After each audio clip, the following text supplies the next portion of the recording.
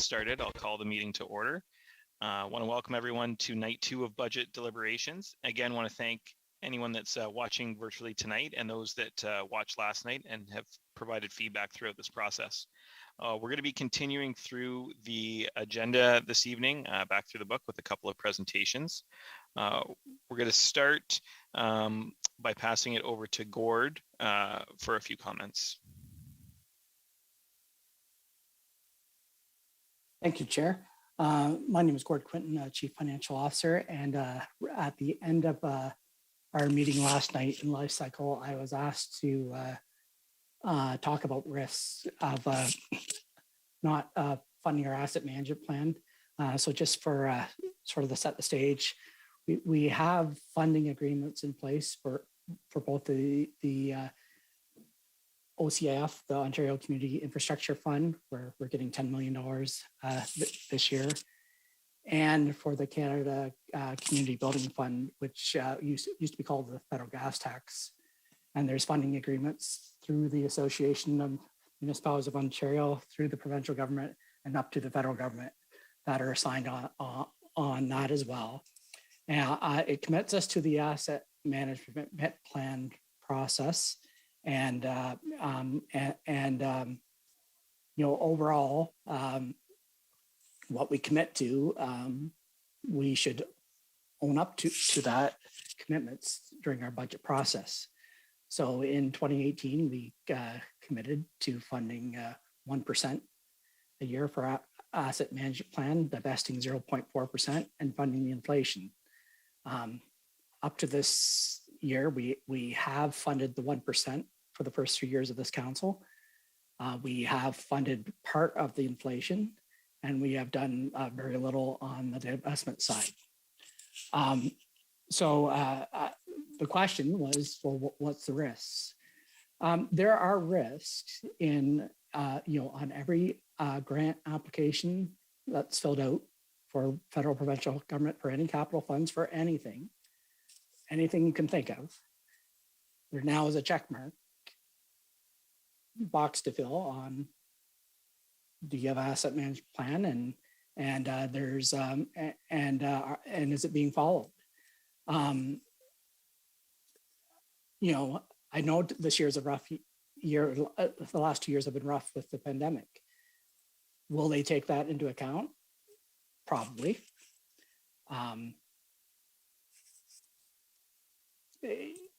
But it's still, in the end, it is a risk. And same as your chief legal officer often advises counsel of risks, maybe provides advice.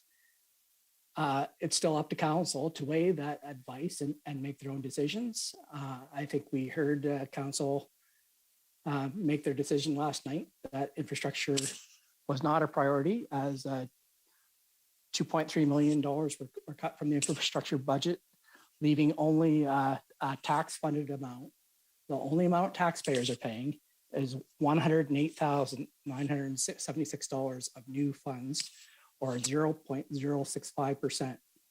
And that it is what it is. In the totality, this council has done a decent job of funding infrastructure, but it's up to council to weigh whether that's a small or medium risk that it will impact future grants. Thanks.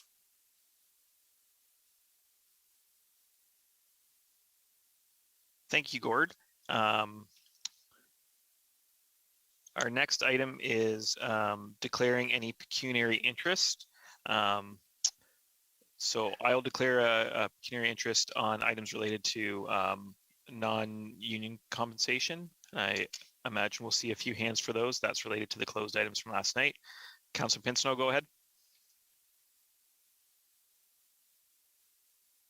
Thanks, Mr. Chairman. I have the same conflict as you do. Yep. Councillor Crew. Thank you, Mr. Chair. Very similar conflict. Yep. Mayor Caniff. Thank you, Mr. Chair. I have the same conflict as you. Councillor Harrigan.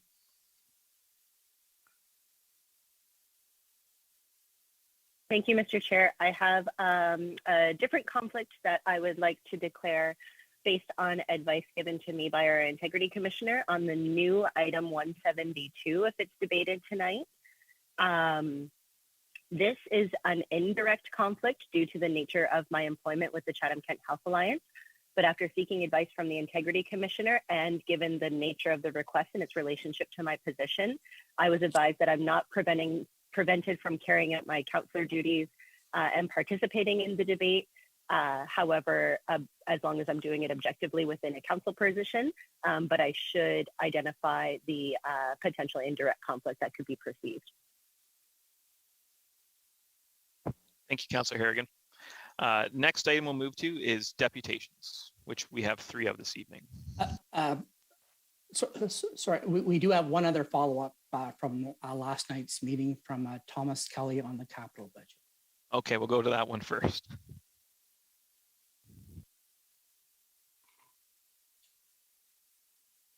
Thank you, Budget Chair. And I'd ask Steve if you could please pull up the slide I sent to you later this afternoon. And it was on Appendix B. What I'd like to share with Council is what the impact of the cut of $650,000 would result in from last night.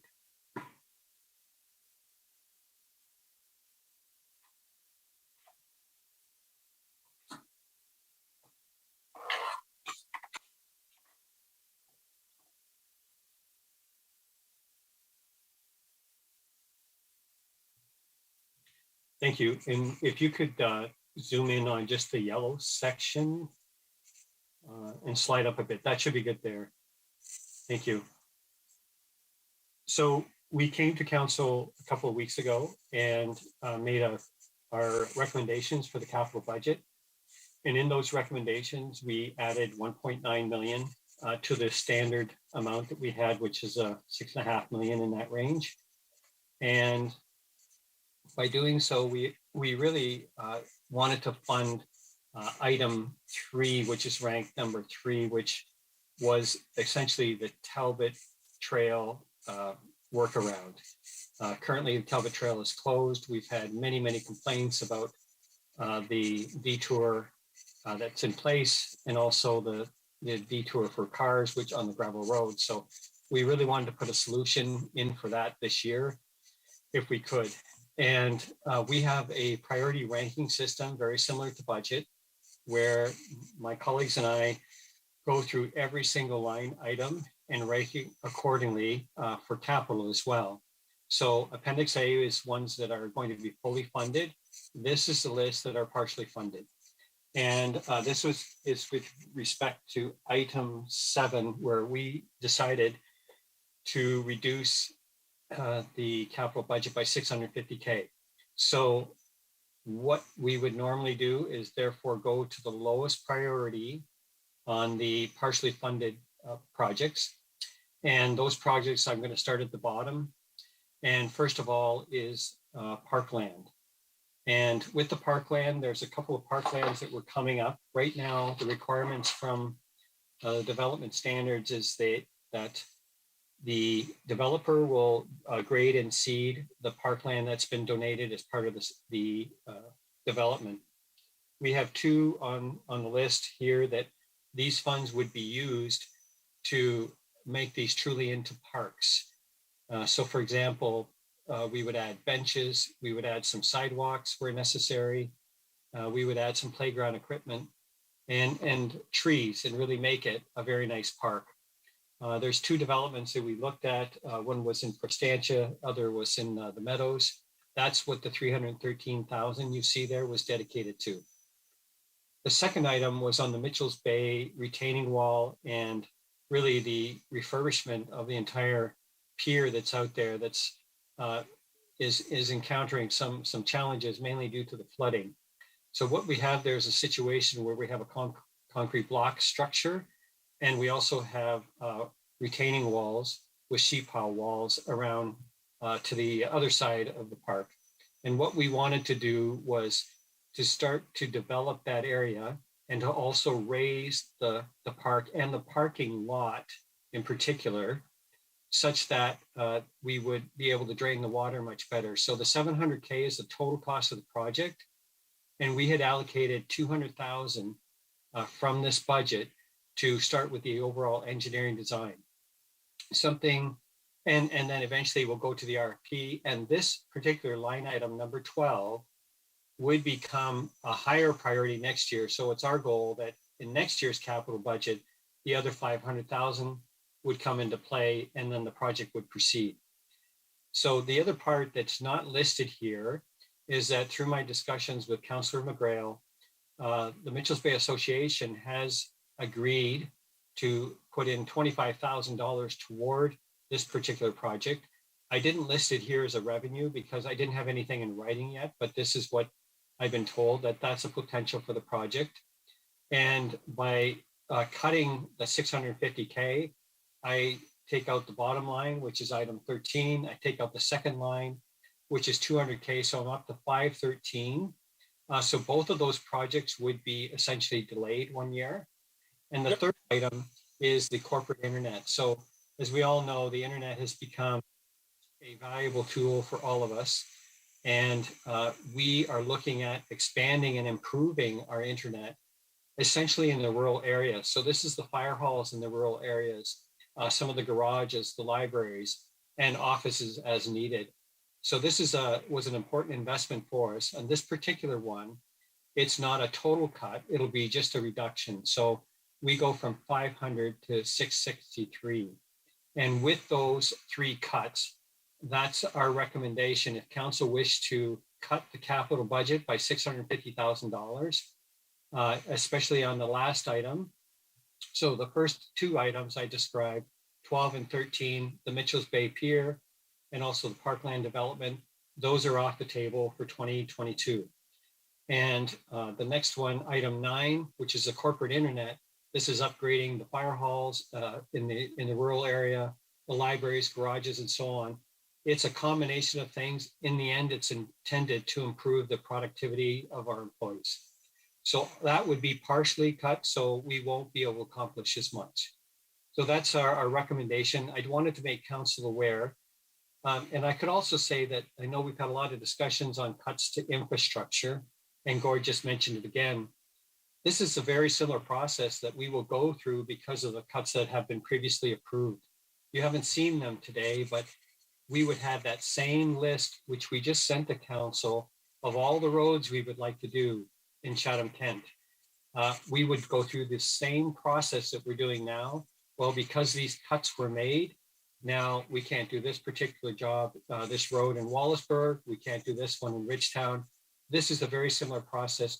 We just haven't got all the roads defined yet. That was sent to you just about a week ago. And the same would be for the bridges. This is the process we use anytime we have our cuts to our infrastructure. So again, in summary, we're looking at 2 cuts from the capital budget, 12 and 13, and a partial cut on item 9 because of the 650K reduction. Thank you. Thank you, Thomas. I think we have a couple questions on this presentation. Councillor Pinsno, did you have a question? Yes, thank you, Mr. Chairman. Through you to Thomas. It says increased funding for the capital reserve for shoreline issues. I don't understand what any one of these last 3 items have to do with shoreline issues. Yeah. Like, I know what you're doing. This is a way to get us to support this, but that has nothing to do with shoreline. Please explain, because that's 650,000 you didn't have there in the first place. Yes, so the actual, if you look at the report, it was 1.9 million. And the 1.9 million came from item 3 as listed there. It's just the order that is maybe a bit confusing, but we considered the shoreline upgrades, especially the detour in the Wheatley area, to be a higher priority. So another way to say it, that 1.9 million that we added to the capital budget, it went straight to item 3. And the reason we did that was because we didn't have enough in the other funding that we had set aside for the detour. So we needed an additional 1.9 million. And again, we just rounded it to 2 million. It's just because of the ranking that you see it higher. So another option for council is that 1.9 million was strictly because we wanted to move forward with that investment in the shoreline erosion. And it's just because it came out a higher priority. That's why you're seeing it where it is. But another option for council is to, cut the 650K from, for example, the Erie shoreline erosion. That could be done as well. So exactly, that's my point. That 650 should come out of line item number 3. yes, It and shouldn't have anything to do with the other 3 items that you highlighted. Yeah, and that's exactly council's purview. They can make that decision. You can take it from any of these. That's your decision in the end. Okay, the way I read your recommendation here in line item 7, that's to go to shoreline issues. Has nothing to do with them bottom 3. Anyway, I'm going to leave it at that. So if I could just finalize the explanation, that's where it was driven from the 1.9 million. It was in an effort so that we could complete the detour in the Wheatley area on Talbot Trail. If we did not transfer that 1.9 million, we would not be able to complete that project as we planned to do. So we wanted to fully fund that project so that we could complete the EA, RFP it, and get it done as quickly as possible. It just so happens that when we ranked it amongst all the other projects, that one came up higher than those other projects. So this is the typical process we use. It's a ranking process, just like you have on your budget. And if we're going to cut 650K, we would recommend it come from those bottom 3 projects, as opposed to coming from the Talbot Trail detour. What's the reality of that detour being done in 2022? It will probably not be done, but what will happen is that the EA will be completed. We'll have a direction. We'll come back to council with the results of the EA. We will then have funding in place so we can go out and RFP the work. There will be preparation done this year. Most likely it'll be the paving will be done next year. By the way, it's much, much more than just paving. It's widening the road. It's replacing a culvert. Certainly a lot that we can do, but typically we don't kick off projects until they're fully funded. Okay, honestly though, this job is not going to be done next year anyway.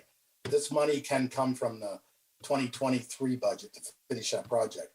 Do I need to make a motion to have that money removed from number 3 as opposed to the line items 9, 12, and 13 you have here? Is that how that works? Point of order, Budget Chair. I think that's a council. Sorry, I just wanted to point that out, that capital falls to council and we're in budget. Yes, that was the comment. So we approved the capital budget. So I think the confusion comes that when you go through the binder, item 3 from the capital budget looks like a separate issue outside of the capital budget. So I'm not sure the process. So essentially what that means is the motion last night wasn't to take money out of the lake shoreline erosion upgrades. It was to take money out of the capital budget functionally. So I'm not sure what has to be done from a motion perspective that would satisfy making that change that you're going for, Councillor Pinsnow. So we might have to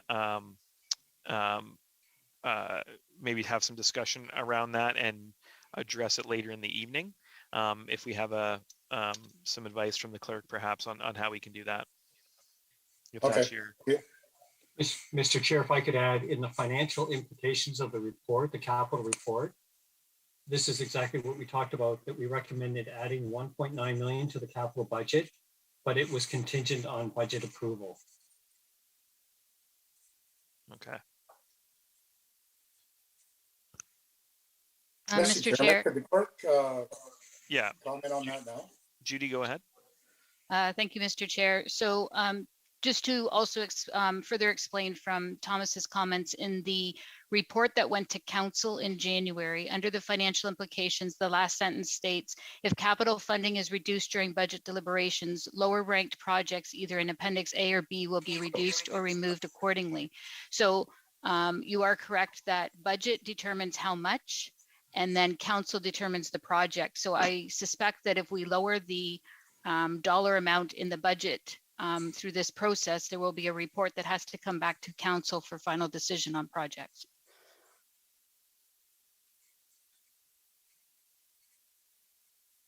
Okay, I guess we'll deal with it then. Okay. Mayor Caniff, did you have a comment around that process as well? Yes, I was going to suggest that when we looked at last night's process and we're pulling amounts out, if we're saying that we've just pulled it out of general capital, if we went and said reduced inflation that we increased by 650 and added 650 into the shoreline erosion, we could eliminate this issue that we're dealing with right now and keep this budget in, or the capital budget dollars that we approved previously intact. Yeah, that would be an option. We could do that during general motions when we get to it, and we can obviously revisit any line items. So if we did choose to take 650 from somewhere else and then restore the capital budget to what the recommendation was, we could do that. So we'll maybe if that's a motion we want to see that's going to come from the floor, we could get that put together and then bring it in general motions. That's a motion that I'd be happy to do when we're taking them. Okay, I'm going to write you down for that one, and then feel free to remind me when we get there as well. Thank you. Okay. Councillor Oche, did you have a comment on that presentation? Yes, I did. Thank you, Mr. Chair. Thomas, is this going to be like that 1.9? Is that a request, a continual request yearly? Thank you, Mr. Chair. So assuming we still continue to get the same level of funding from upper level of government, yes, that would continue. So speaking to your department, I was told there'll probably be no shovel in the ground until spring of 2023. Could we not put the money towards purchasing the property that we'll need to, and then when it comes up to actually pay for it, when it starts in 2023, not use some funds from that reserve at that point?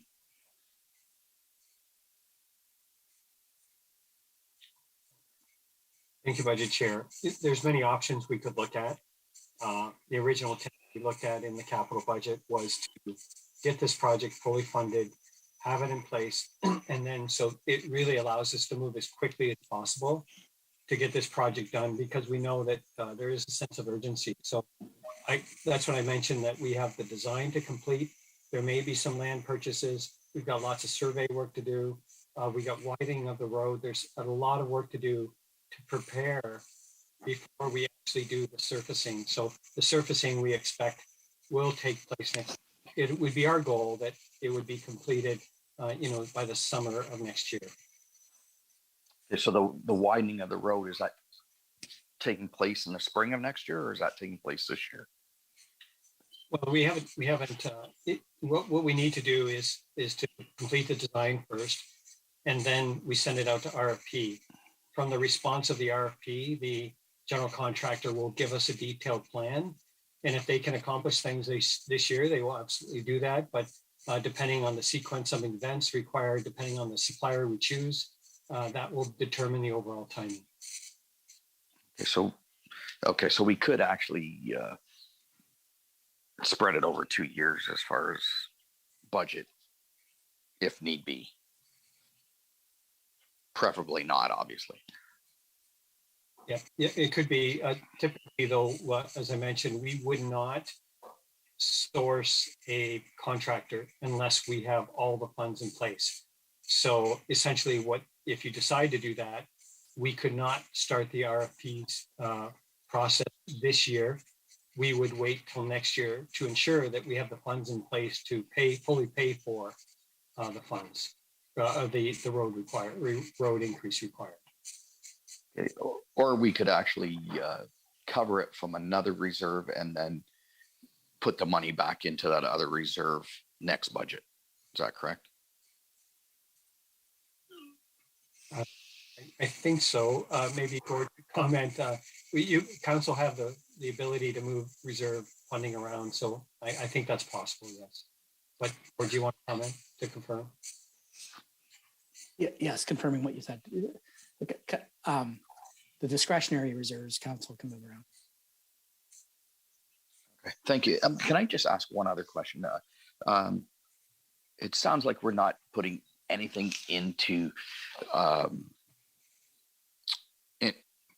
infrastructure this year, but we are actually putting that 1% in. Is that not correct? At the moment, anyways, at least.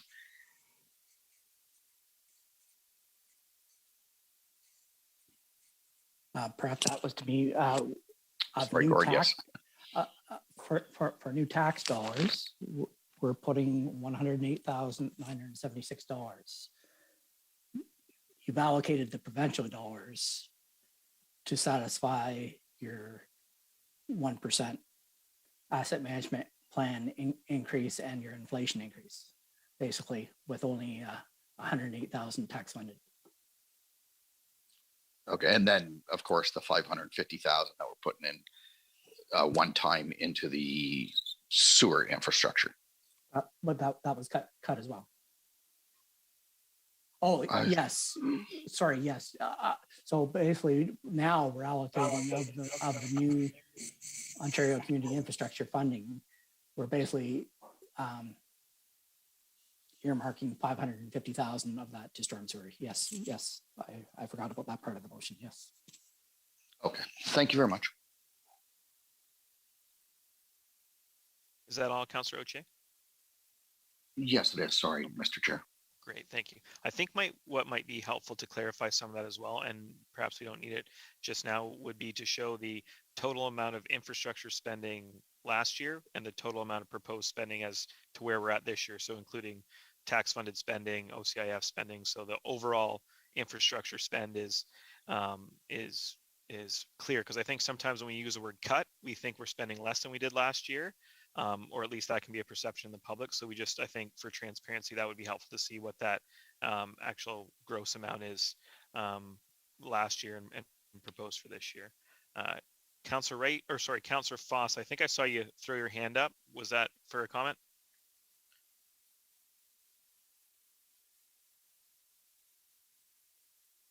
Yes, thank you, Mr. Chair. One question regarding the $200,000 for the Mitchells Bay Wharf. What percent would that, or what impact would that have on the budget?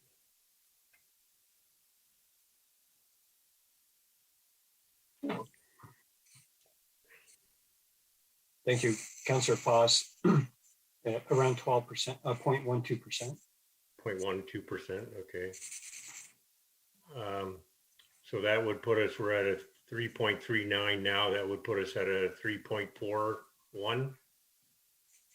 Councillor Foss, I think the issue would be that there's no way to add that project back without increasing the capital budget enough that we get down to that last line. So there's because we already did the capital budget as a council, in order to get that project done, it would have to be funded enough to get to that ranking level. Yeah, and I understand that. Yeah. But I guess if we increase the item number 7 by that 200,000, then it would be a budget issue, right? If we increased it by 200,000, that would just add to the project that was next on that list, which I didn't have in front of me and isn't on the screen now. Okay, that was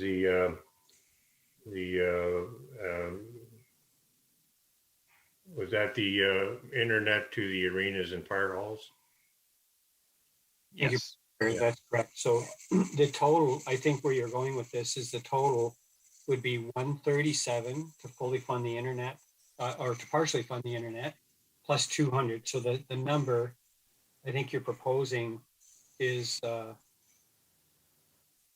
137 plus 200 would equate to 21.21%. Okay.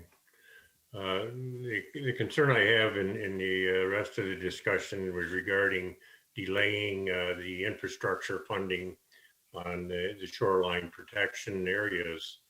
Whatever we do this year, am I correct in assuming that we'll have to do what we were proposing to do this year, plus that amount again for next year?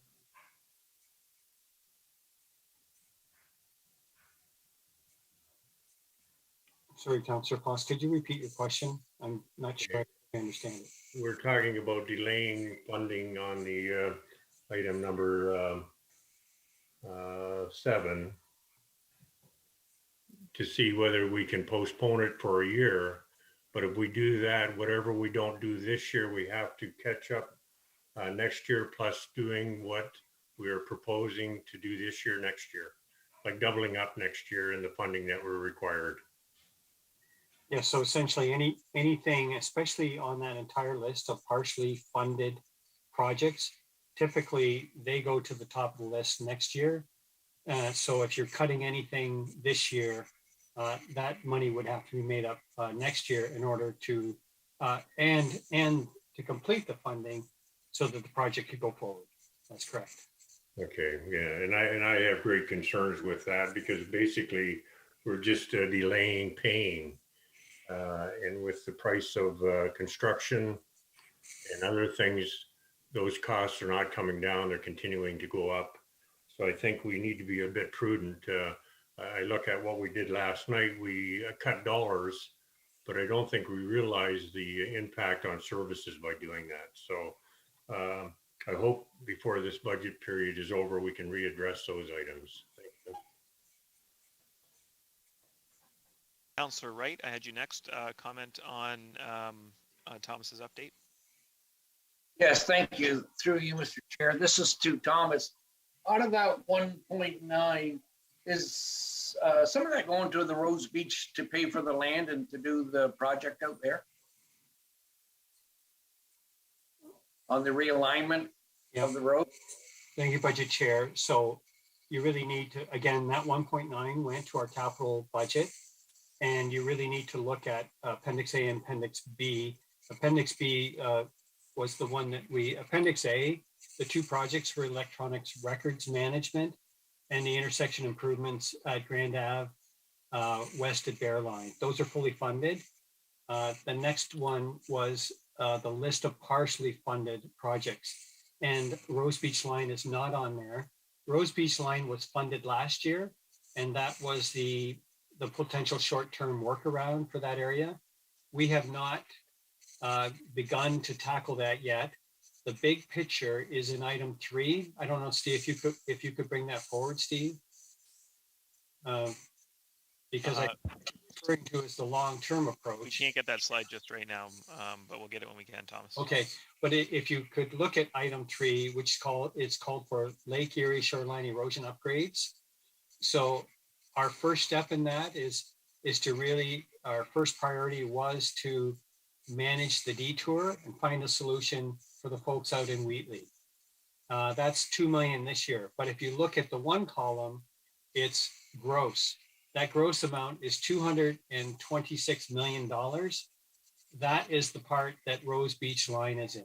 And it's listed there that this study, this is the original Zuzak study, 260 million. We've got some inflation in there.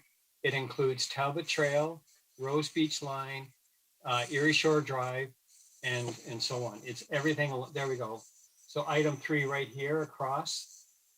The big picture is what you're asking is where's Rose Beach Line? So the short-term workaround has already been approved. We're moving forward with that. But the longer-term approach for Rose Beach Line is in this figure under gross, $226 million.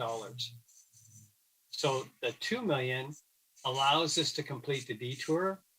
The 226 will be coming back next year, asking for council's approval to put more money in that fund so we can start to build up the account for improvements like Rose Beach Line, potentially Erie Shore Drive, and potentially Talbot Trail as well.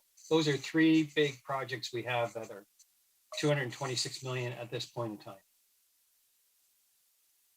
Okay, thank you, Thomas. Councillor Sakachi, did you have a question on Thomas's update? Thank you, Councilor McGregor, and through you, Mr. Chair. Actually, I thought I had my hand up prior. I just wanted to ask Gord a quick question in regards to his assessment. The indication was that council had to weigh the risk of the cuts, and I just really would like to I know he gave us his perspective, but I guess I just don't really know for sure if this risk is high or if he could assess it a little bit more detailed, because I think that really matters to some of my decision making, because I certainly don't want to make a difference in some other allocations of funds from the province or the Fed. So Mr. Quinton, you indicated if it's a small risk or a medium risk. Like, I just really kind of want to hear your perspective, as you're definitely more in depth in this decision. So if you could just let us know what the funding percentage, if it's you think it's going to be an issue. I'm not asking you to predict the future, but it really would matter to my perspective to make sure we're at least meeting the minimum requirements or close to. Thank you, Mr. Chair.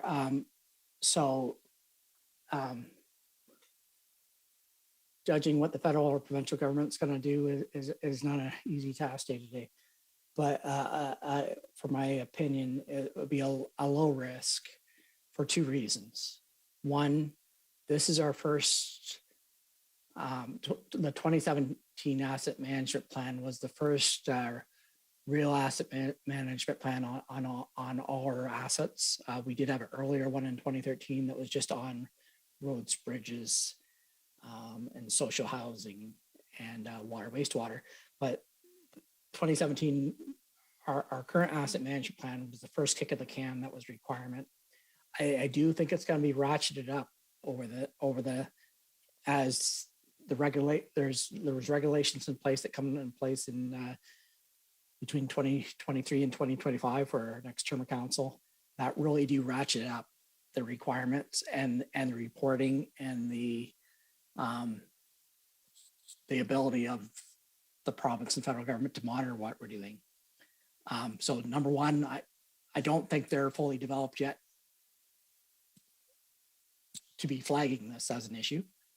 And my number two reason is, even if they did, the COVID pandemic, I think, is just enough of a reason to say, okay, don't do that anymore, but we're still gonna, you still may be eligible in the future. So it's a risk. I think it's small, but it will. But if you ask me the same question in 2023, it will probably be a medium. Thank you, Mr. Clinton. Through you, the chair. I really appreciate that analogy, because I really do respect your opinion. So, and I know that you're trying to guide us in the best proper manner, and I just know it is a very tough budget. So, thank you, Mr. Chair. Thanks, Councillor Sakachi. Seeing no other comments on that presentation, our next item is deputations. Thank you, Mr. Chair. We do have 3 deputations tonight, and they read as follows. Dear Mayor and Council, discussions around inflation rate have been debated with facts and feelings being interchanged. Statistics Canada reports inflation for 2021 at 3.4%. The budget for 2021 would have included a provision for inflation. Was it enough? That's difficult to answer because spending could be up or down based on usage. It's very difficult to focus on the true cost of inflation unless there are specific items such as insurance or rent.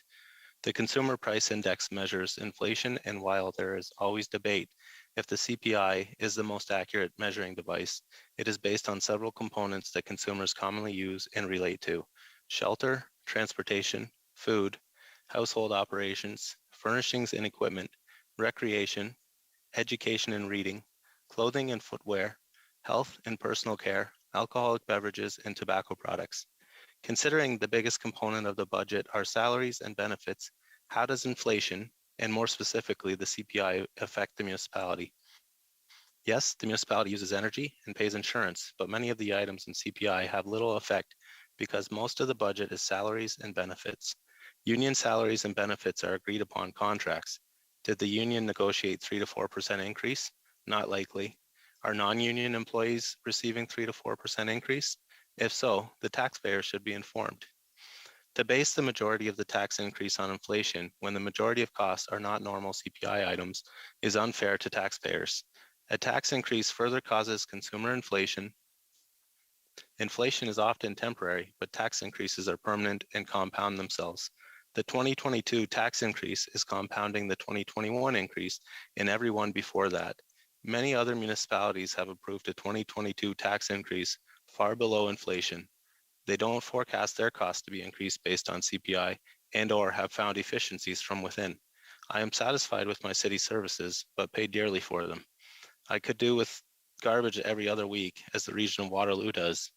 I am unable to attend the in-person meeting, so I'm submitting these comments as per the municipal website instructions. Thank you. Stephen Kubica, Chatham. Next deputation. To whom it may concern, please consider this letter of support from Westover Treatment Center for the development of a residential withdrawal management center in Chatham-Kent. Westover is a residential treatment center located in Chatham-Kent.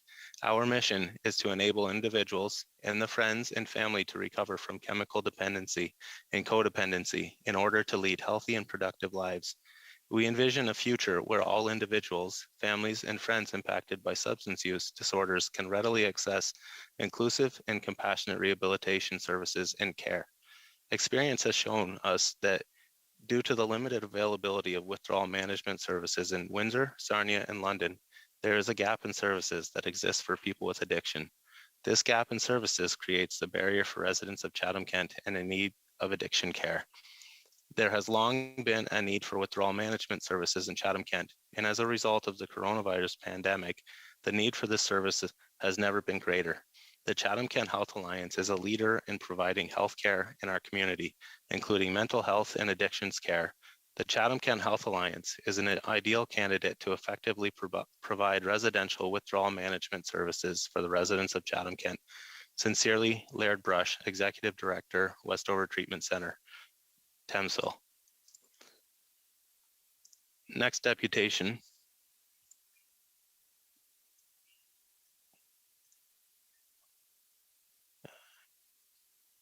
To Mayor and members of Council, from the Chatham-Kent Social Planning and Action Homelessness Table and United Way of Chatham-Kent. Renee Geniol, Operations Coordinator, Rock Missions, and Facilitator of the Chatham-Kent Homelessness Social Planning and Action Table. Barbara Pallas, CEO, United Way of Chatham-Kent, regarding support for local residential withdrawal management services in Chatham-Kent. This deputation is in support of the letter from the Board of Health in support of the recommendation for a local residential withdrawal management program. This request and essential step forward for Chatham-Kent achieves the following. Number one, aligns with objectives set by the municipality of Chatham-Kent, safety and well-being planned by supporting the plan's stated mental health and substance abuse outcome of people being able to access local mental health and substance use supports and services.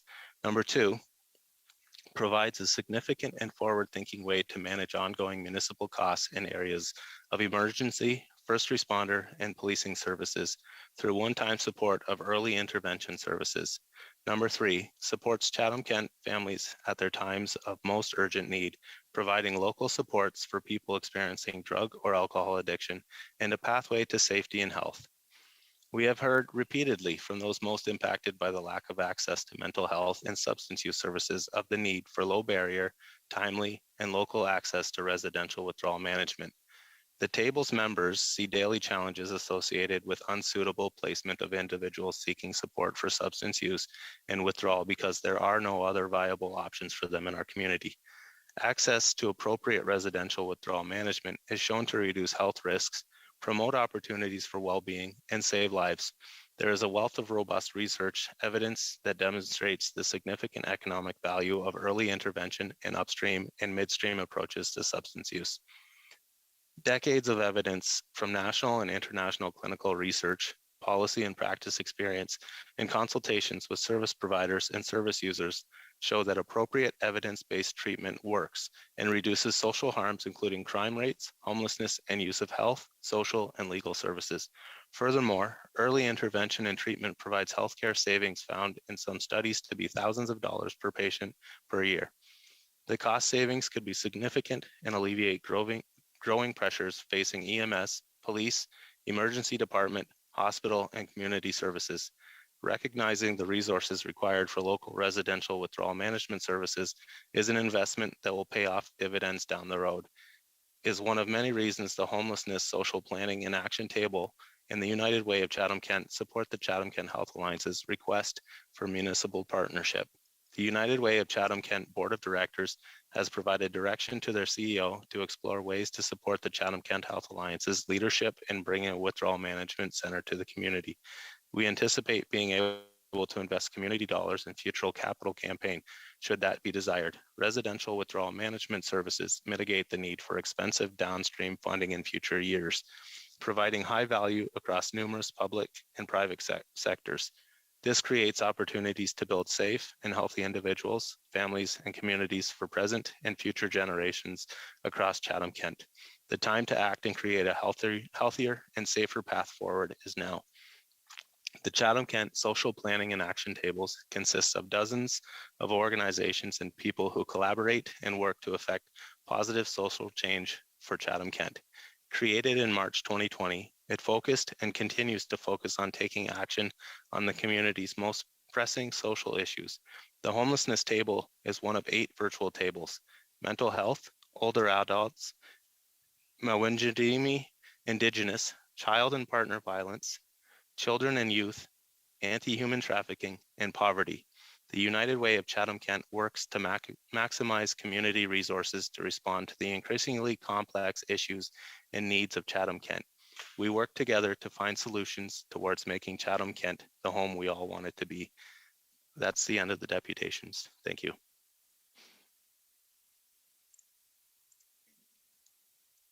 Thank you. So the next item we'll move to is number 5, previously approved items in tab 4.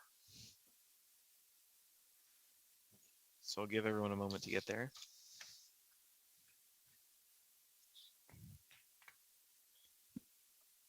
Any items on page 1 of the previously approved items in tab 4?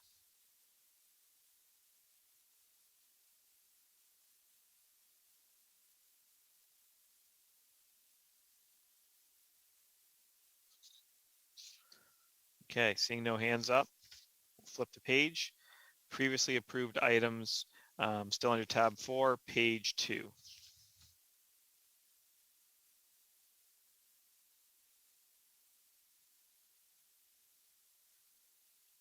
Okay, I don't see any hands there either, just one.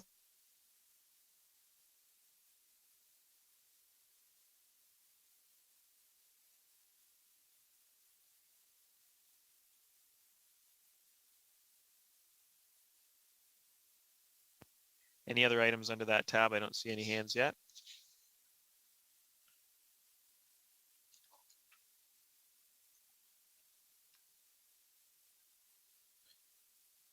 Okay, and just before we move to tab 5, we're just getting together the motion to approve from closed session last night. So as soon as we have that up, we'll go through that. So just we'll take a moment here.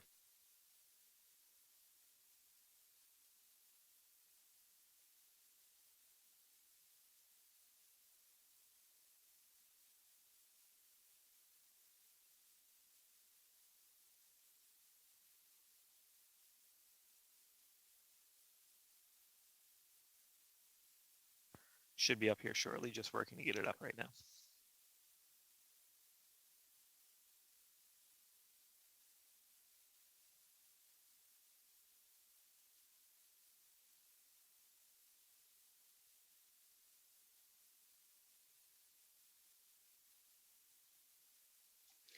Mr. Chair, while we're waiting for the motion to come up, if I can just take a minute to explain what you're going to be seeing here. There will be 2 motions. So the first one is we'll list the items and the tab numbers in which they apply on within the binder. And the first one will be all of the items that don't apply to the non-union contracts because of the 4 conflicts that we have. And then the second vote will be the ones that pertain to the conflicts, and the 4 that have declared will not vote on that particular one. Thank you, Judy. That makes it pretty simple.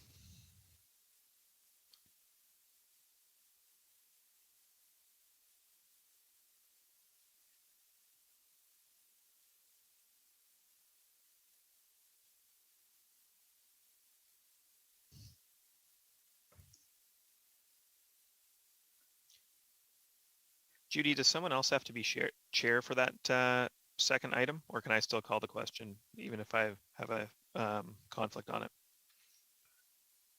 Technically, we probably should have somebody else just call that particular question, but Sure. that would be ideal. Okay. Councillor Hall, you're looking like you're paying attention, so you can be the chair on that second question when we get to it. Absolutely, Mr. Chair. Okay, so we'll need a mover and a seconder for this first motion. And these are the items that were approved and closed yesterday. We're just bringing them to open. And they're under these tab items. Moved by Councillor Crew, seconded by Councillor Latimer. I'm not seeing any questions, so I'll call the vote on this.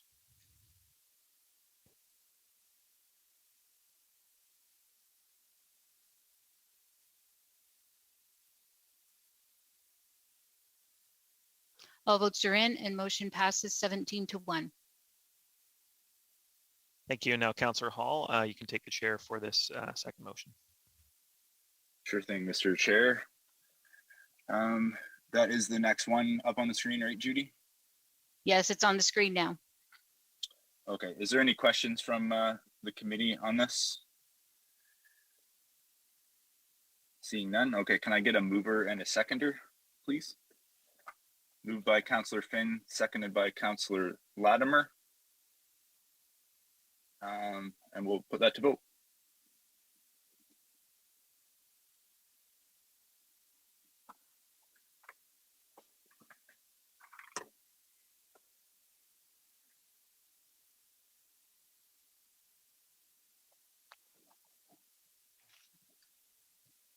And I believe the last one might have been the conflict since we had 4. So all votes are in and motion passes 12-2.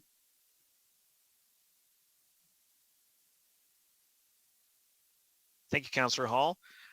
So we'll move now to tab 5, items recommended.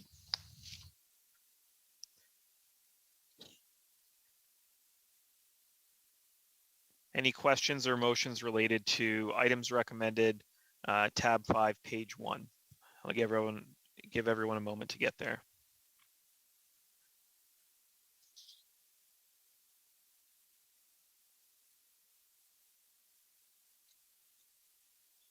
I don't see any hands, so we'll move to page 2 under tab 5. Any items of interest, questions, clarifications, or motions?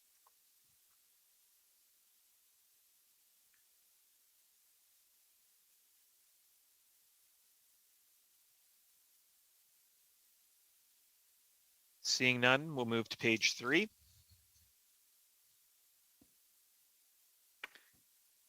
Any items of interest, questions, motions related to these items?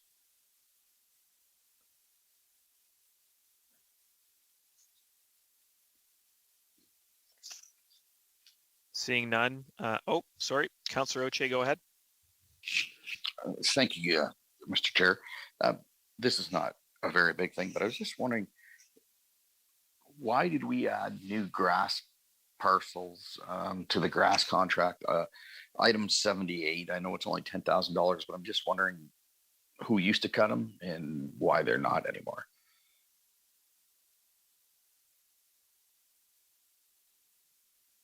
Thank you, Councillor Oche.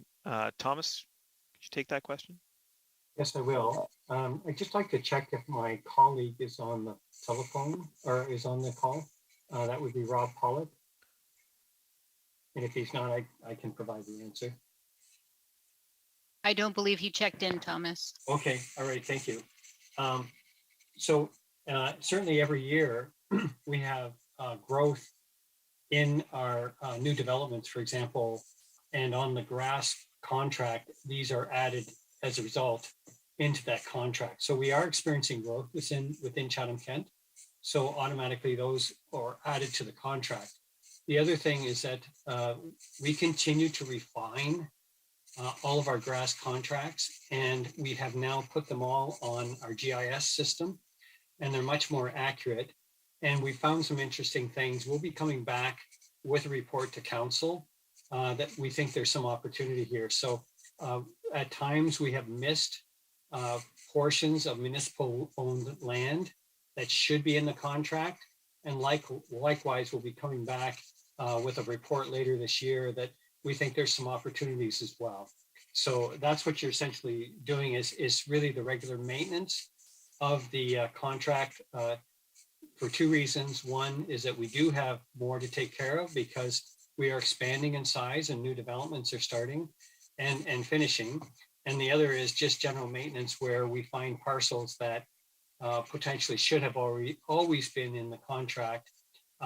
Why they weren't cut before was because somebody else was cutting them, and it wasn't an issue and we weren't aware of the issue. Thank you. Great. Thank you very much, Thomas. And thank you, Mr. Chair. Thank you, Councillor Oche. Councillor Finn.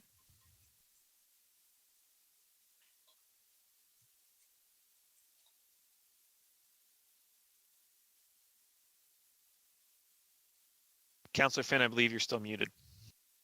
For goodness sakes. Maybe it's just my binder, but item 73, I go from 72 to 74. Could somebody explain what that 30,000 is? I know Chief Khan's not here right at the moment, but is there somebody that could? Chief Khan is on the call, just to let the chair know.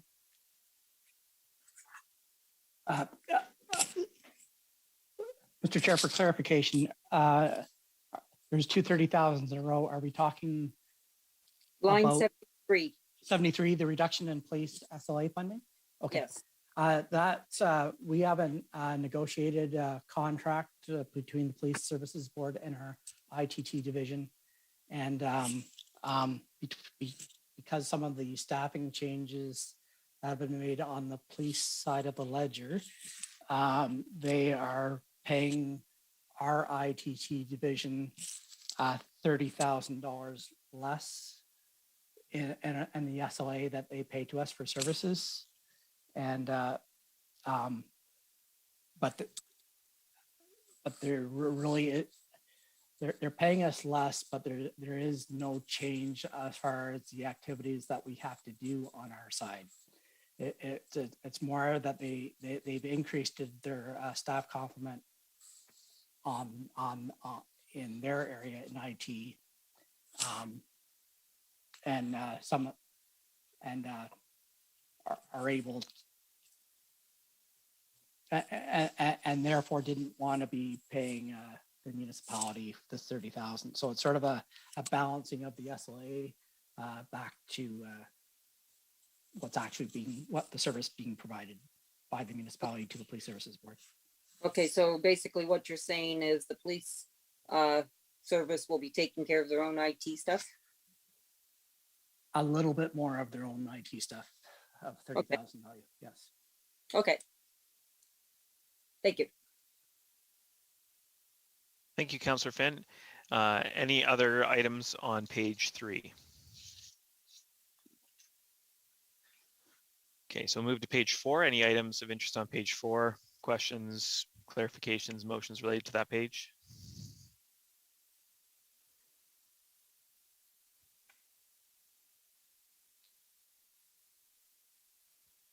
Seeing none, we will move to page 5. Oh, point of order. Point of order. I There's a put few my hand hands. up too. Yeah. Oh, that's There's 3 of us. I Sorry. had my hand up. I had my hand up for this one and the last page. Yeah. And was missed. I don't know why I didn't see those. I see them now. Okay, so Can I just have one quick question for the last page? Sure, absolutely. Councillor McGregor. Councillor McGregor, thank you. I'm just curious, and it's more a curious question.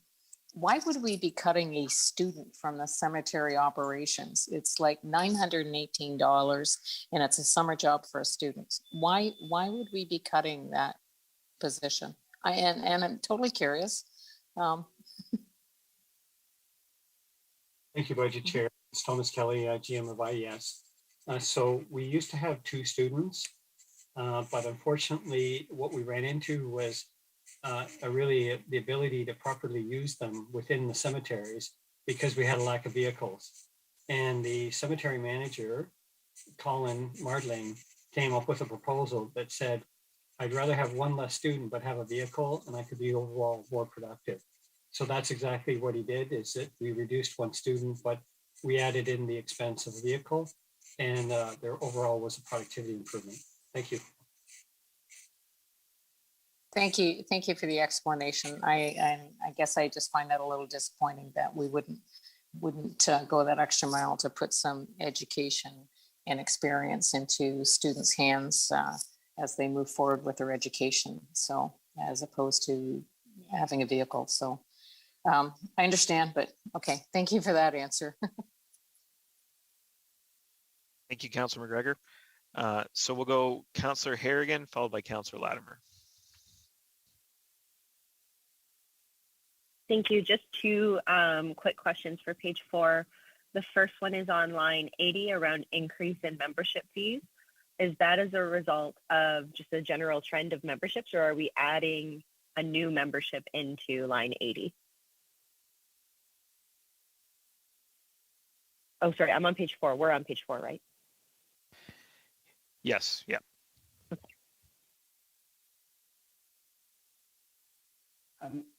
Mr. Sharpshire, are you taking that one, or would you Thank like you. me to? I'm happy, Budget Chair. Those were the increase in cost for a variety of those organizations that are listed. They've increased their primarily work in government relations, trying to influence the provincial and federal governments. There have not been any new organizations added. It's simply they were increasing fees and costs. Okay, thank you. And then my next question, I believe this one is for Gord. Can you, and I had asked you this in advance around line 87, can you identify the explanation of line 87? And then this is maybe just more for feedback. I know when we had talked, you referred to kind of a previous council decision or a previous briefing note that went to council. So for items like this, I think it'd be either helpful for something like this to be put in either previously approved, even though it was a for information, because it goes back to a council reference, or the date of the council meeting, it would be discussed just as an opportunity for improvement. But I thought others may be curious based on the conversation we had over email about line 87.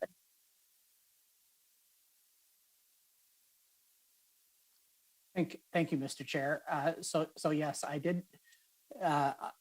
Sometimes the reasoning for why it's in one tab or the wording is different is just the timing difference. As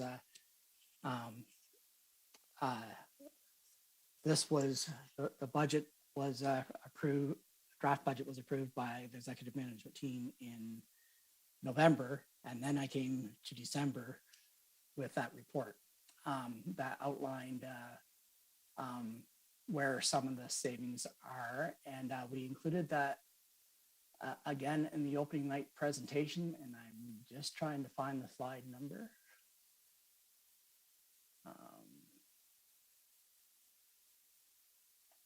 Almost there.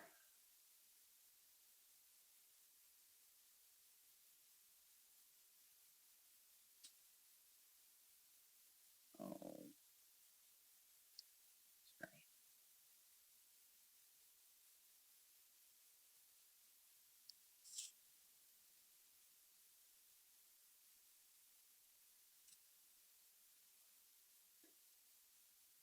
Well, excuse me, I just want, here it is. It's slide 20, slide 21 in our opening night presentation, but there's quite a few lines throughout this budget where you'll see savings.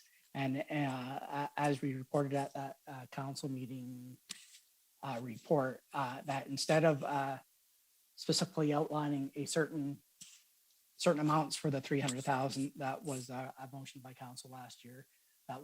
Thank you very much for putting up the slide.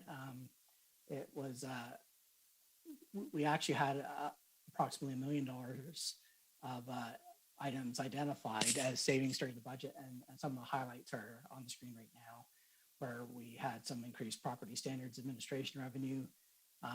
We did a reduction of 1 full-time equivalent in the economic development area, and some reorg that was done there. There was an increase in the base interest revenue. There was savings in our benefit plan for staff by increasing the pooling amount on one of the benefit items, and we brought a report to council on that. There was, as growth continued to rise, there was a change in the allocation between the bylaw enforcement area and the building permit bill 124 area, and there was a public health reduction of 3.1 FTE. So that 300,000 is actually, offset by approximately $1 million of savings that you'll see with brackets around them at various lines in tab 5. Great, thank you. Councillor Latimer. Thank you. I'd like to remove item or line 89. This is to do the 776,000 available funds from the assessment growth reserve. This assessment growth policy was approved by us in late 2020, and the draft budget for 21 was already being formed. So this is the first year that the policy would be enacted. But I have had a number of phone calls from people who are saying, we've seen a lot of growth in this area. I can't believe you've got this tax increase with all this the supposed growth. Now we've put almost more than 2 million from that assessment. We've already used it, but I'd like to see another 650,000 put towards it out of this line.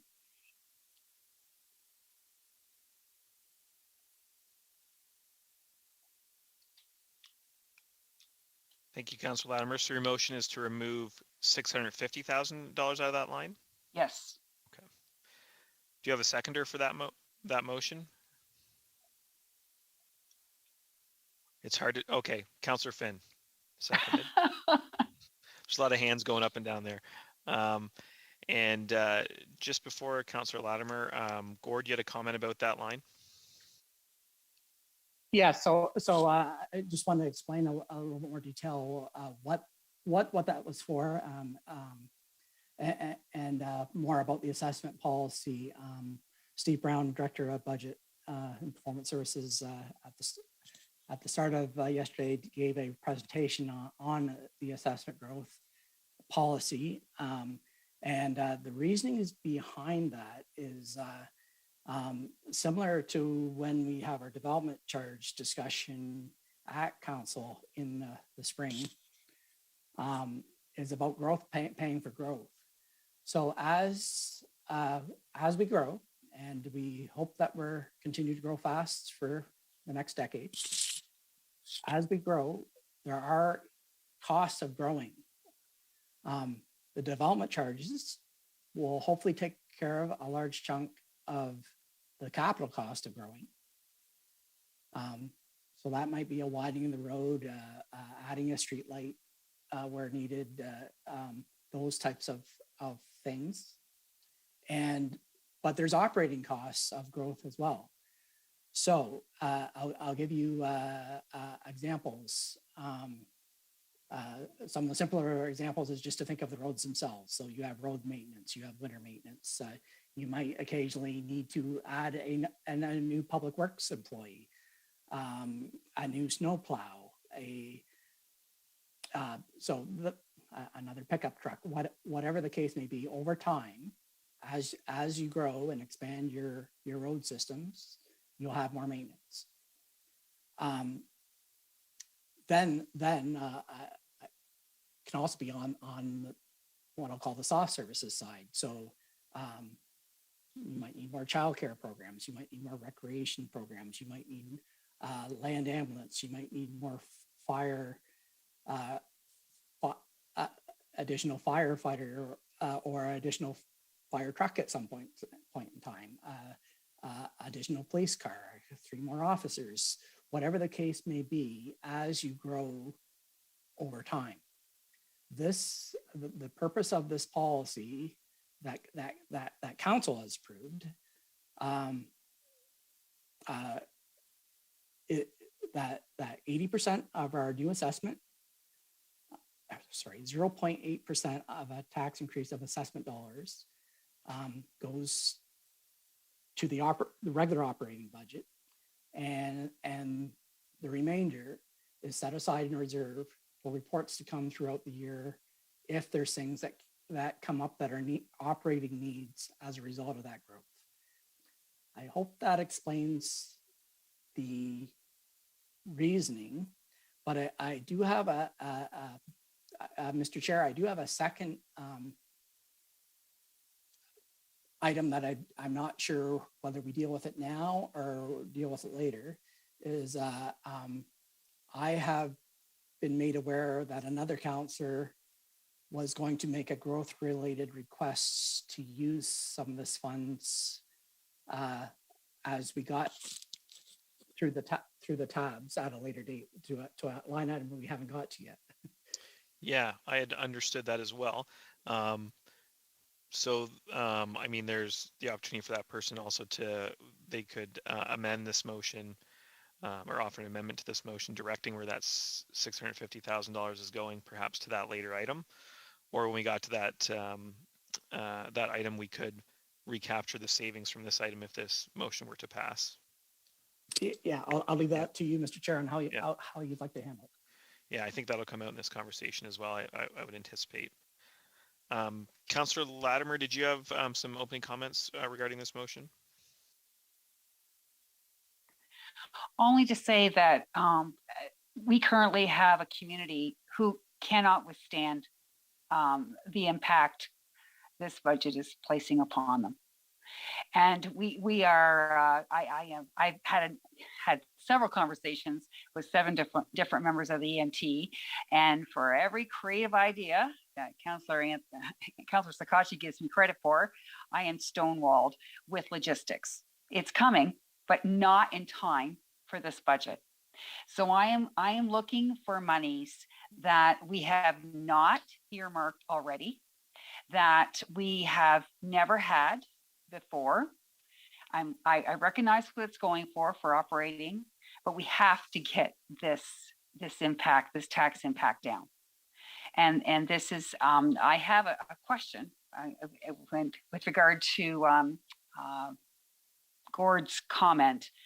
I'm wondering why, well, I'll save it for then, but I really do feel that we can put this towards reducing the tax impact and not significantly impact or risk the need for monies in the next year for operating costs. Because I think we've demonstrated and staff have demonstrated that they've found cost savings and they've done their homework. And they have in this budget what they need to go forward.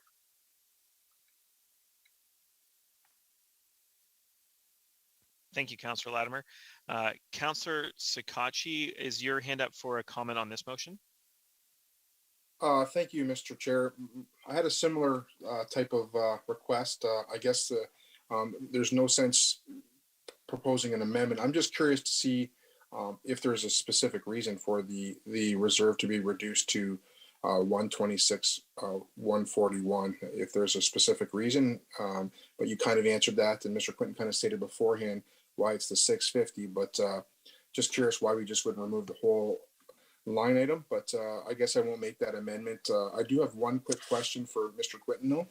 I know this is part of a growth policy, Mr. Quinton, but can you just explain to me why in general, anytime that we have kind of a new injection of funds, that it always goes towards reserves? I'm not just speaking to this one here in particular, but we talked a little bit yesterday about some divestments of assets and that, and I'm just curious to see why when we have these types of divestments or have this type of new money, it goes right to reserves, generally speaking, and not to assisting, the taxpayers and ratepayers during challenging years. So like I said, I know specifically to this one, it's tied to our policy, but is there a reason why any new funds generally goes to a reserve and not to helping the general budget? Thank you very much for the question. So I'm this would have been a great debate for when that policy actually came to council and council approved it to direct the money to go to reserve. I'm sort of having trouble on that with this line item, with this motion as well, as it actually, it's a council approved policy that you directed us to do this in a council meeting, not at a budget committee meeting. But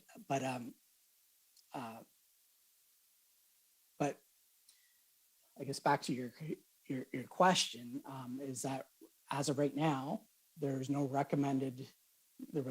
recommendations by EMT in the budget to use these funds at this time. So our recommendation was to put it into reserve. There will be fluctuations. You could have a huge need I used the example of a fire hall when I was describing it, for example, or a fire truck. Perhaps you grow so much in a certain area over a period of time that all of a sudden you need to buy that $2 million fire truck, or build that expensive new library, or whatever that happens over time with growth. So the policy was, let's put it in reserve and have reports come back, vetted through EMT first, have reports come back to council if there was a growth related need for those base funds. And so like the short answer is, because as recommended in the budget, there wasn't anything that was ranked high enough by the executive management team to use the growth reserve funds right away. Okay, thank you. Thank you, Placing Mr. it there Quitman. for safekeeping for future needs. Yeah, and that's the whole thing. And I get this is part of a policy that we said. I just was more of a generalized question. We spoke to the divestment of a property, and you know, when we divest, it seems like, I'm not talking specifically about this, but it seems like it goes into our reserve and the money sits there, which is a good thing for future projects. But sometimes, you know, those monies could be allocated, you know, a little bit more neatly to the budget. And I just, you know, was just curious to see why that was just the case. And I do appreciate the response. So one unique difference I want to point out between our situations, I'm talking, this line is for base dollars. What you're just described as a one-time sale of a building. We put it into reserve, which often funds one-time items that are in the following year's budget. It usually doesn't stay in reserves for long. If it's a building sale, there's usually a need that's identified in the following year's budget where that one-time money is recommended to fund, or a need in strategic reserve for a council need. Thanks, Gord. We have a lengthy list on this one. Councillor Crew, did you have comment on this motion? Yeah, and I'm just, thank you, Mr. Chair. Gord is aware of my motion that's coming through, and it's based on growth, and it was going to be to fund it out of the assessment growth reserve. Will this, if we vote on this and it passes, will this affect my motion that's coming up, Gord?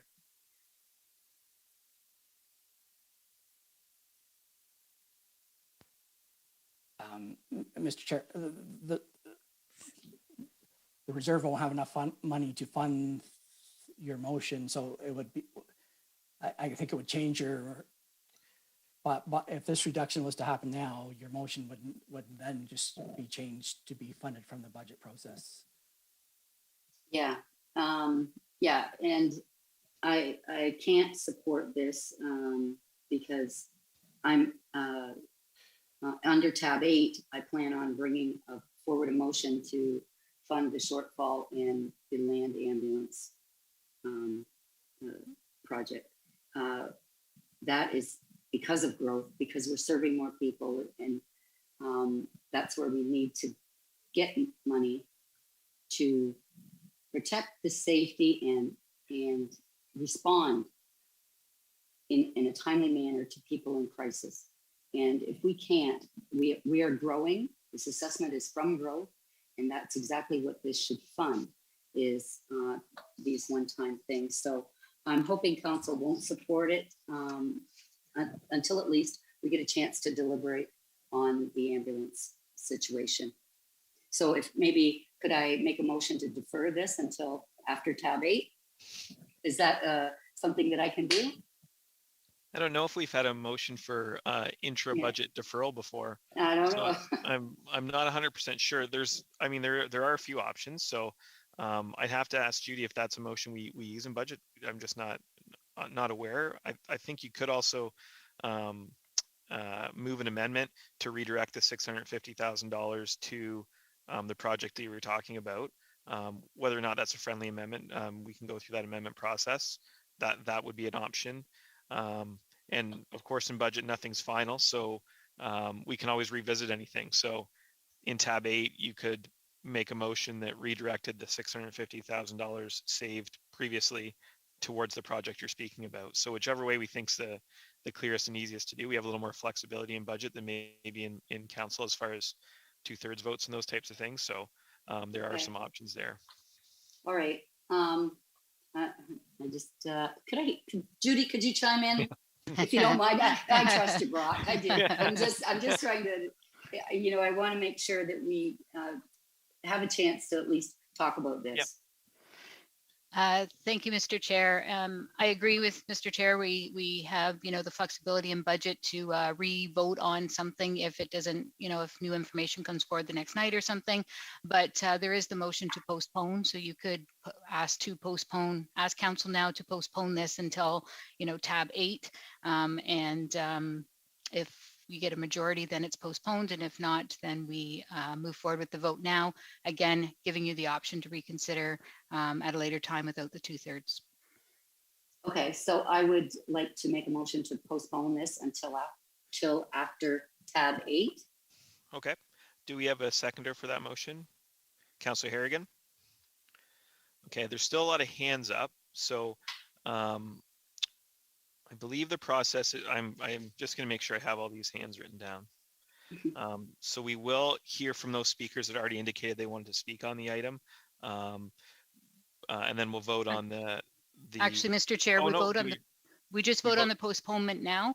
Okay. And if there's any questions with regards to the postponement, and then if the postponement passes, then we will carry on the conversation at that time. And if it fails, then you can continue on with your speaker list. Well, thank you. That makes that much more simple too. Okay. So is there any questions directly on the postponement? Councillor Harrigan. Not so much a question, more just a comment, Mr. Chair, that, I supporting the postponement is the smart thing to do. As councillors, I know all of us kind of dive into the budget independently, and this is really the first time that we come together and get to share ideas. And I think especially due to the virtual nature of this, there's not any kind of hallway talk or stairwell talk as we're walking into budget, so people can share all their great ideas. So, it seems like both Councillor Latimer and Councillor Crew have done a lot of work to prep for this, but maybe perhaps just because of the nature of what the order of the binder, we want to make sure we can hear everybody's thoughts on the budget and what it is that we want to invest in as a council. Thank you. Any other comments on the postponement? Councillor Pinsino?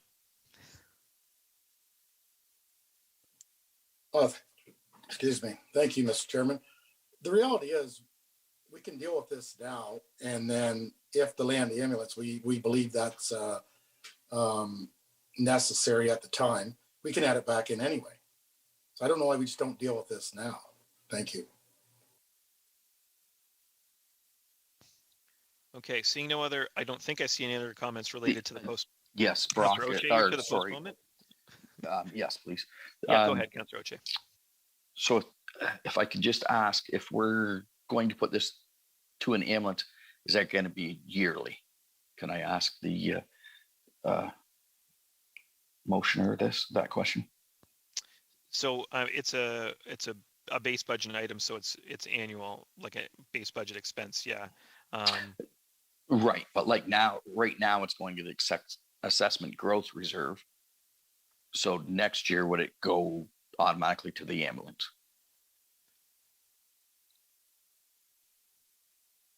Gord, could you add some clarity to that for us?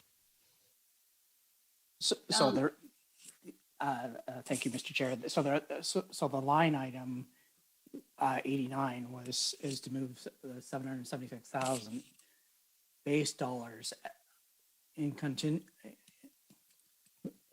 so base dollars, so every year into that reserve to build up funds that will either pay for one-time items related to that growth, or at any budget year, this budget year, for example, for Councillor Crew, the land ambulance item that she's going to bring forward, or other growth items that are base budget to come back to council to remove, to use that base. Sorry, I don't think I explained that well enough, but these are base dollars. Right. So line. Thank you, Gordon. Until there was a new use, this is base dollars going into that reserve every year. It would still need, in what you mentioned about, would it be there for the ambulance next year? Yes. If no other uses were approved by council throughout the year, and it was still here for the 2023 budget, there would be base dollars there for the ambulance use next year.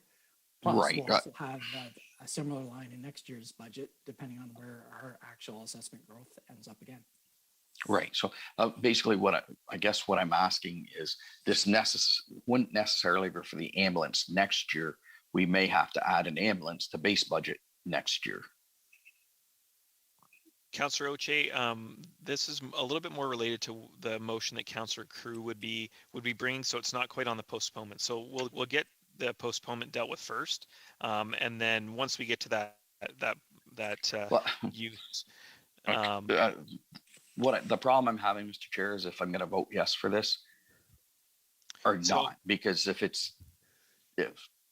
that's why I need to know if it's going to be, we're going to have to bring forward another motion next year that we pay for an ambulance out of base budget on its own every year.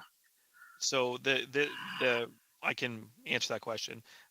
So Councillor Crew's motion that she would put forward is adding land ambulance service. So that's a base budget item. Related to this reserve, that's a assessment growth reserve. So that's an amount of money that's now available that will be available every year. So it's added to base budget. Whatever we spent before was X. Next year it's X plus $776,000, and that's ongoing. So if we saw more assessment, there'd be a number above that that would be used in the same line item fashion, moving into that reserve.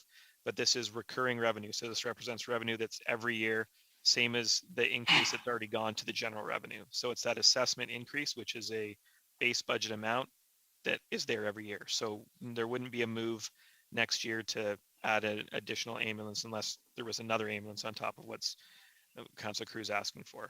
So this isn't something that would have to be looked at again by the next council, if that makes sense. Okay, I'll just wait.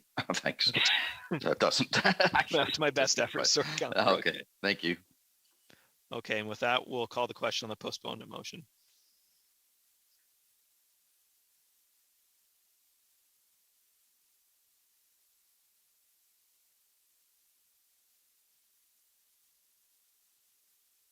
Just waiting for one more. There we go. All votes are in. Motion fails 7-11. Okay, I have a previous speakers list related to this motion. So I will go through that. As it stands, I have Councillor McGrail, Councillor Pinsonneau, Councillor Oche, and I see hands up for Councillor Harrigan as well related to this motion. So that's the list I have. If I've missed you, let me know. So we'll go to Councillor McGrail first.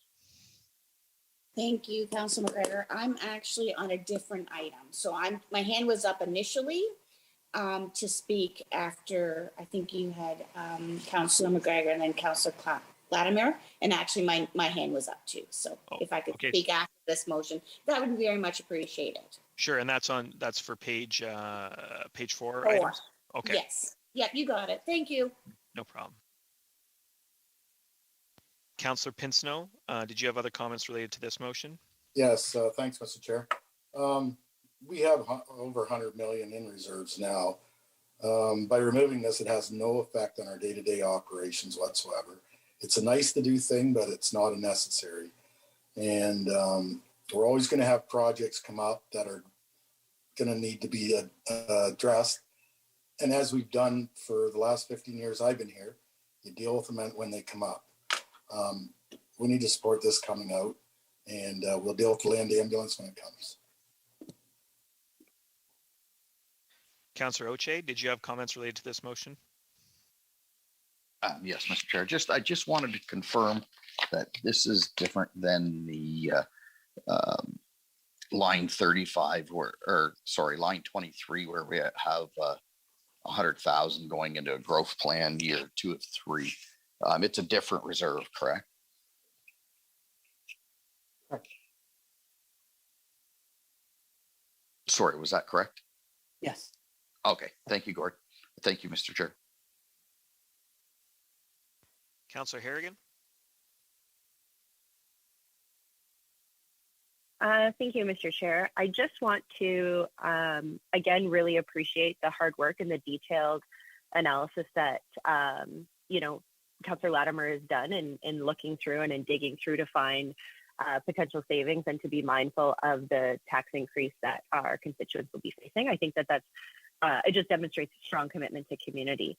But I also am trying to balance that in understanding and making sure that our quest for savings doesn't impact our quest for quality of life and for potential growth as a community. And so, I myself am not overly financially savvy in terms of the formal budget process. I get by with a little bit of help from my friends, but I do think about my home finances in a way to think about this. And I think this budget line actually on its own is not really telling the whole picture. But if you flip 5 pages forward in your binder, the briefing note that is attached to it on 32 really does kind of point us to the policy that Gord was referring to. So that shows a revenue of $2.1 million net new coming in, and then an allocation of about a third of that to savings for growth. And so in a similar way to when somebody gets a raise in their household, financial advisors will say, now take some of that and put it into savings right away before you start spending it on, lunches and fun things to be financially savvy. And I think that the policy conversation that we had when we approved the creation of this assessment growth reserve and how we would spend net new dollars coming in is very balanced. 2/3 of the new assessment growth goes towards offsetting tax increases. The other third goes towards really important projects. And as Councillor Crew has alluded to, one of those projects that kind of could be on the docket for discussion with this council is improved services to our land ambulance, which I know healthcare is a priority, and I have a bit of insight into seeing some of the struggles that area faces on a day-to-day basis. But regardless of what we would spend it on, the concept is not that we deal with issues as they come up. That's actually not an ideal way to manage municipal budgets. Ideally, we want to be able to save for them so that we can reassure our constituents to say, yes, we can handle growth. Yes, we can take on those new initiatives. And when things are presented to us, we're able to look to those reserves to fund those types of initiatives. So I really do. I appreciate that we're looking to save money from taxpayers, but this isn't really an ask by staff to increase taxes for a certain thing. This is staff implementing a policy that we have really thought through in our preparation to growth. And we are a community that is fast growing. So the growth that we experience in the next 10 years is going to be very different from the previous 10 years, and we need to be prepared for that. Thank you, Councillor Harrigan. Councillor Thompson? Thank you very much, Mr. Chair. My question, well, I have a couple of thoughts. I guess what I'd like to know is how is this reserve different than, say, our life cycle reserves, our capital reserves, and our other reserves that ultimately could be used to cover off the sorts of things we're talking about?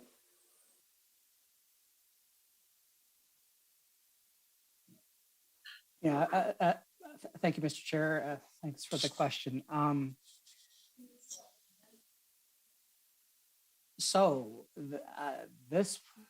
the policy that council approved over a year ago.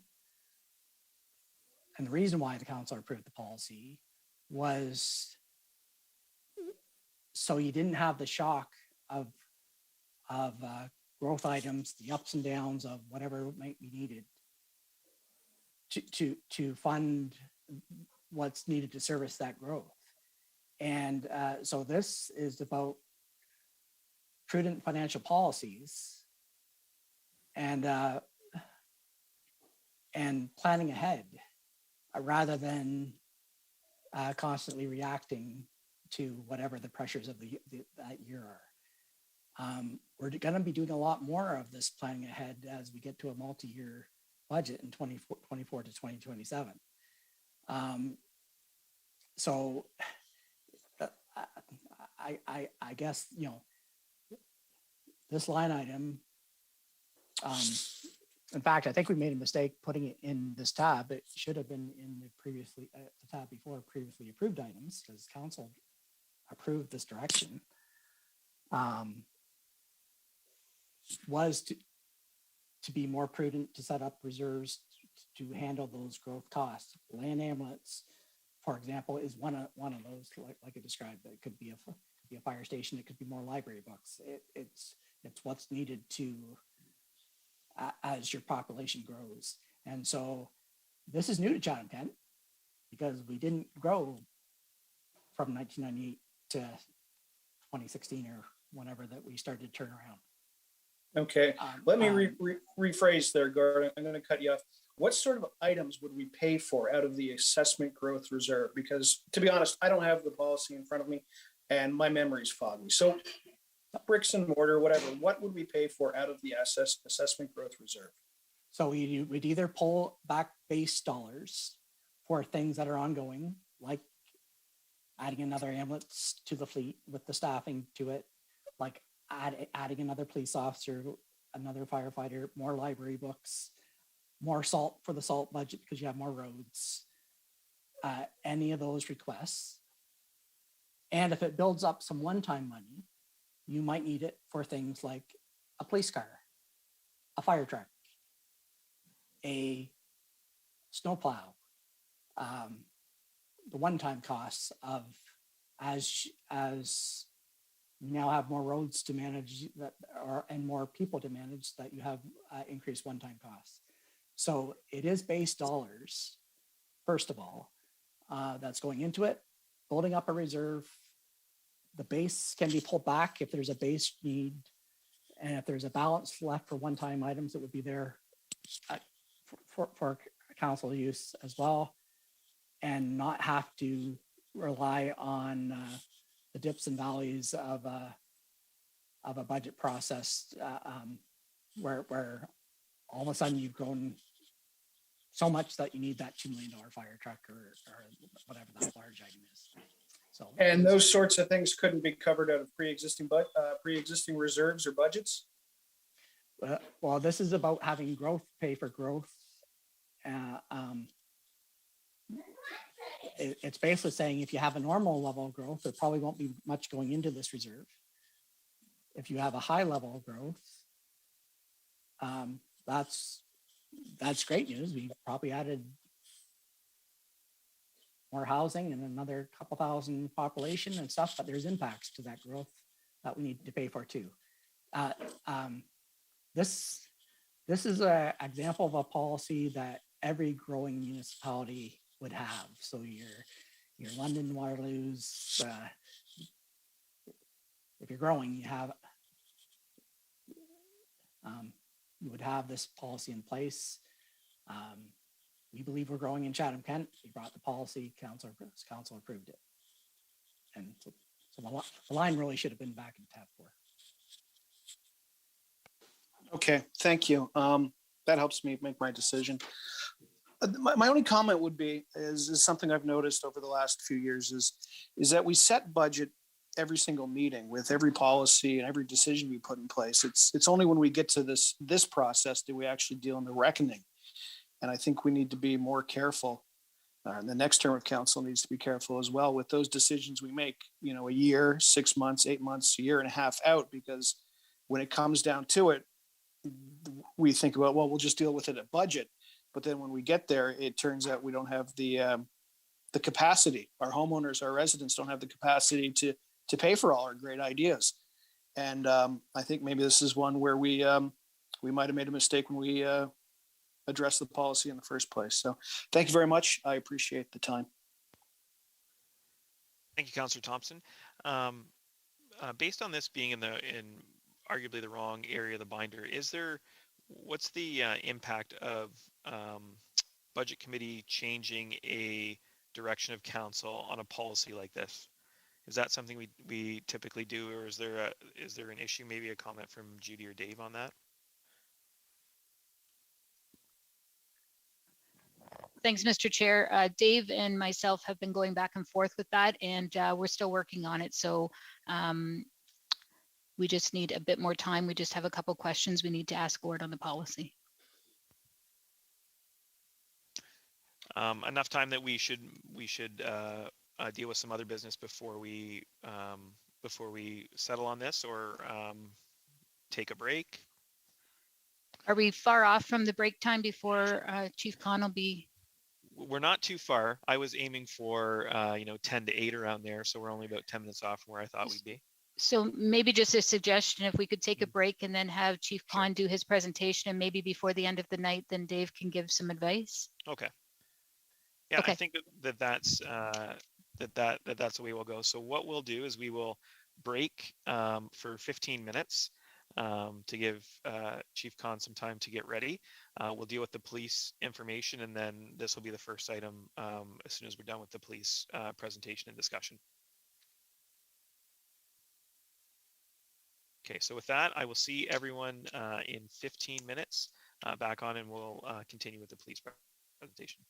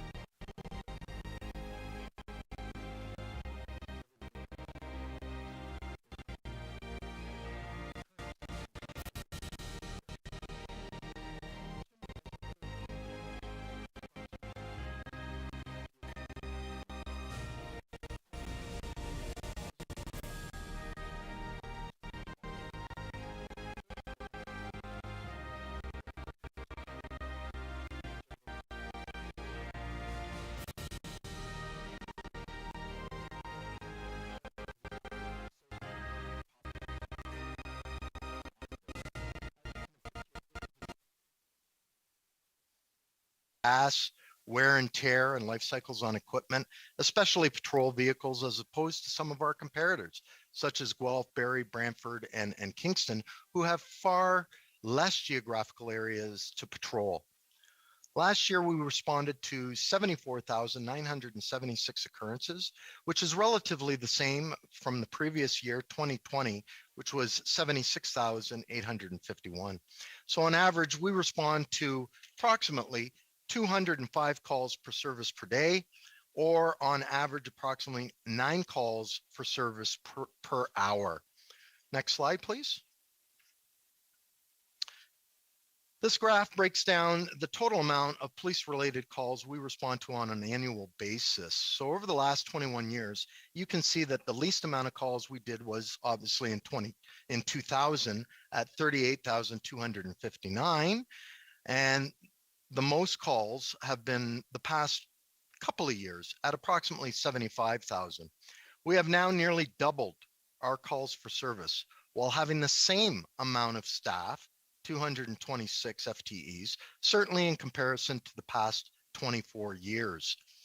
There was a time, and I'm looking at, the calls for service in around 2005, 2006, when we had 2 deputy chiefs, 5 inspectors, and 236 full-time employees while responding to 45,000 calls for service at that particular time. As you can see, there was a decreased trend from 2008 through to 2013, but definitely over the last 7 years, there has been an increase, certainly the last few years now. I'm hoping this trend has somewhat plateaued, but I suspect we will continue to see a more gradual increase into the future, primarily due to mission creep, but also with the implementation of our mobile data terminals, MDTs. And I know everyone here has heard me talk about mission creep and what exactly that is, the expansion of our duties into other social service areas, which were historically and traditionally not our mandate. Actually, and I know I've provided this stat before in the past, actually only 20% of our incidents involve crimes. The other 80% deal with complex social disorders. We are dealing with far more people suffering from mental health, also addictions, emotional violence, alcoholism, poverty, and homelessness than ever before. To illustrate this point, our mental health calls for service, back in 2006, we responded to approximately 405 calls for service. 2020 and 2021, they've averaged around 1,400 calls for service. So we have seen a 10% increase each year since 2006. However, in 2020 and 2021, we have responded to over 1,400 calls for service, an increase of 23%. In 2020, this was primarily due to COVID and the fact that the first few months, other social services who usually assist us were working from home and further reduced their services. However, in 2021, with the return of those other social services, we responded to exactly 1,405 calls for service surrounding mental health. As a result, our ECOs, our emergency communication operators, our detectives, our front desk officers, courts, and frontline are all doing more. Couple that with the challenges associated to the worldwide pandemic, now the new variant, Omicron, an opioid crisis, which resulted last year in 30 overdose deaths, the Wheatley explosion, and not just the Wheatley explosion, but recently local states of emergency. We've heard Thomas talk about, and everyone's cognizant of, the Thamesville flooding, the issues down in Erie. These were all states of emergency. And fourth, equally as critical, a staffing crisis within our service and our profession. One can appreciate, just based on those, how stretched our resources are. And I provide those not as an excuse, but as an explanation. That being said, we're hoping that further assistance from our first strategy, expansion of our community mobilization unit, implementation of our CCTV initiative, creation of our equity, diversity, and inclusion coordinator, our bike patrol unit, our mobile crisis team service enhancement, the implementation of our provincially mandated community safety and well-being plan, and the creation of a coordinator for that particular position will assist and mitigate some of these complex social trends going forward into 2022 and beyond. Next slide, please.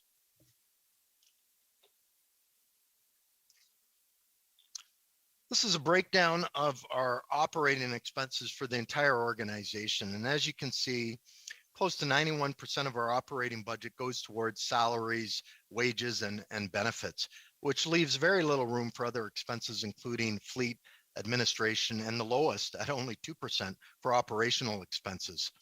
This can be absorbed fairly quickly if we have a couple major crimes such as a homicide or an attempt homicide.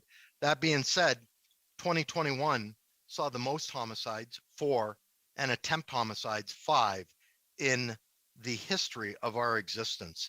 Thankfully, in each of these very complex and in some multi-jurisdictional cases, an arrest or multiple arrests were made in a timely fashion with multiple charges ranging from first and second degree murder to manslaughter and obviously attempt murder. These complex cases are all threshold offenses requiring extensive investigation, major case management, and as a result, they do incur overtime. Having said that, over the next few slides, you're going to see that our officer to population ratio and our overall police budget are either better or within equivalent proportionate ranges in comparison to our comparators throughout the province. Next slide, please. This slide takes a look at the amount of officers. Sorry, just give me a second here. Amount of officers per 100,000 people ratio, sometimes referred to as our cop to pop ratio. As you can see, the national level is 183 officers. The provincial level here in Ontario is 174 officers for every 100,000 people we serve. As you can see, we are well below both those averages, and there was really only one service, Guelph, that had a smaller ratio than us.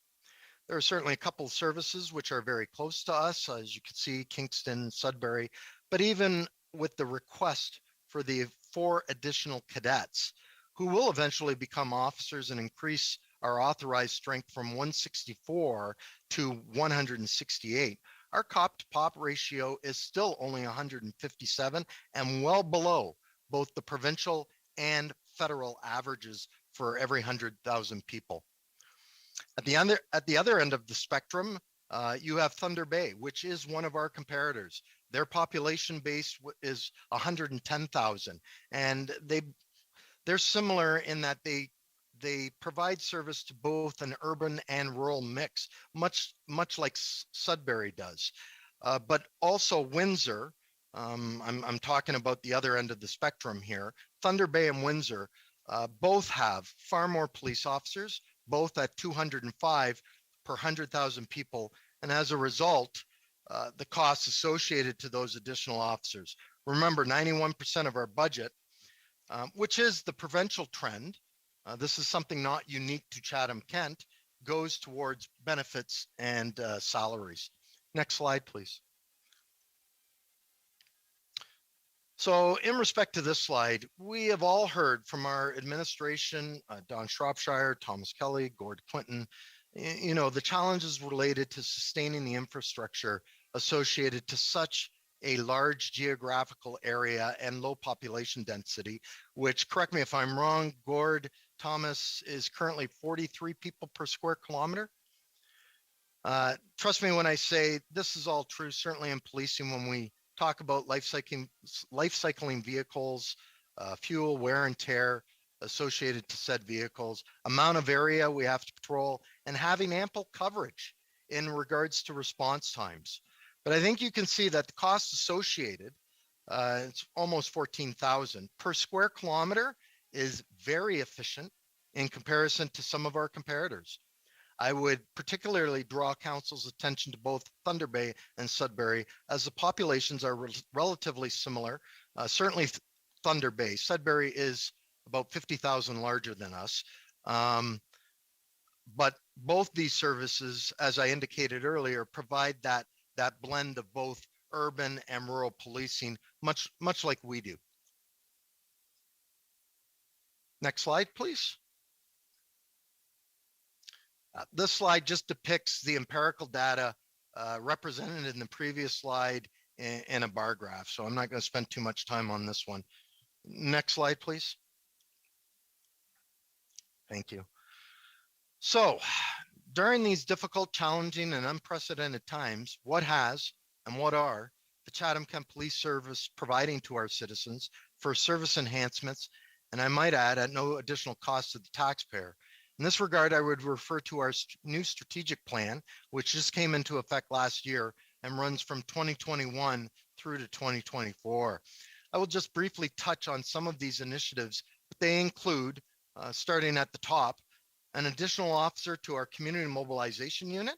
So we will have 3 constables, 1 per district, and 1 sergeant, where historically we have only had 3, 2 constables and 1 sergeant. I wanted to go back to having 1 in every district, our northern district, central, and southern district. The community mobilization unit, as everyone knows here, was originally established to assist our frontline with those non-criminal complex social issues through a holistic approach involving community partners and really tackling the root causes associated to our community social disorders. Those calls have increased, and I believe everyone here would agree the additional officer assigned to that unit is warranted. Service enhancement to our mobile crisis team, and this entails having this service available to our citizens 52 weeks a year. Right now, we just have 1 officer, Constable Rhoda, and his partner, psychiatric crisis nurse. But when he takes annual leave, it creates a vacancy, a gap for this invaluable service. We will have another officer, PC Jen Jacobson, who is trained to backfill during those weeks that PC Rhoda is unavailable. So once again, providing that service 52 weeks a year. Our community safety and well-being plan, which really just came into effect 6-7 months ago, but both Councillor Kirkwood White and I chaired the steering committee and work with many others on council, including Councillor Crew. But we are currently in the process also of developing a coordinator's position for this plan and addressing 3 priority areas of focus for our community, which deals with community awareness, integration, mental health and substance use, finally housing and homelessness. Our drone UAS and the expansion of our unit from 1 drone for all of CK to a fleet of 5. We now have 1 in each district, 1 assigned for training purposes and another as a backup should one of the ones in the district go down. These devices, they are priceless. They are invaluable. They assist us in locating missing persons, ground searches, motor vehicle collision mapping and photography, and also in assisting other agencies such as Chatham-Kent Fire. Our bike patrol unit, BPU, which just came into effect last year, has not only increased police visibility in the various downtown cores throughout our entire municipality, but has also greatly assisted with engaging citizens and store owners by getting officers out of patrol vehicles and connecting with the public, truly getting back to the grassroots of community policing. We just recently created and selected a detective to attend the Canadian Police College. He is actually currently down there right now as we speak for the polygraph examiner's course. This device will assist us immensely in determining whether a subject is being truthful or deceptive, but also for more of our egregious and violent offenses while eliminating potential suspects or persons of interests. It is a great investigative tool. However, historically, we have always had to contract out or request another service for assistance in this regard. Our newly created EDIC, Equity, Diversity, and Inclusion Coordinator, which was approved by the board last September and was filled by Sergeant Lynette Hodder, will further enhance our reputation through an advanced and proactive recruitment approach to assist in mitigating that staffing crisis that I referred to, but also to help us in seeing things from differing and new perspectives. I know Lynette will be working in collaboration with Rebecca in order to capture some synergies and tackle issues collectively between the police and the municipality. Next generation 911 and comm center, communication center upgrades. I'm not going to elaborate too much on this initiative, as I know Ms. Holly Barkwell has provided council with a very informative presentation, but I would add that these monumental changes will deliver improved emergency services by allowing us to receive real-time texts, pictures, video, and other data to enhance call integration, my goodness, tiered response and location, all of which directly correlates to better emergency response and ultimately saving lives. Finally, body-worn cameras, which we hope to run a pilot project in the fourth quarter of this year. Obviously, if the board approves, then eventually roll that out to all our frontline officers by the first or second quarter of 2023. I think everyone would agree that police accountability, community confidence, public trust, police legitimacy, they're all paramount for any police service. And one of the ways we can enhance this trust is by obviously being transparent about our actions with the community. Body-worn cameras will help us facilitate that while also enhancing officer safety. In addition, during our public survey in developing our 2021-2024 strategic plan, 89% of the sample size, which consisted of 500 of our citizens within our community, supported body-worn cameras for our officers. Next slide, please.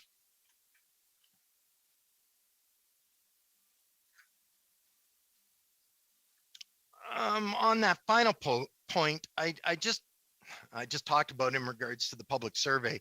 This slide represents the results obtained from one of the police budget priority questions, which, as you can see, over half, 62% of those 500 citizens surveyed would support an increase to the police budget in order to hire more officers, increase police visibility, and maintain the current levels of service. Next slide, please.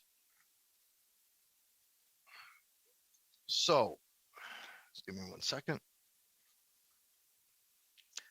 I'm going to preface this slide with the fact that, as per the Ontario Police Services Act, in establishing an overall budget, and I know I've advised council on this before in the past, in establishing an overall budget for the Police Services Board, council does not have the authority to approve or disapprove specific items in the estimate.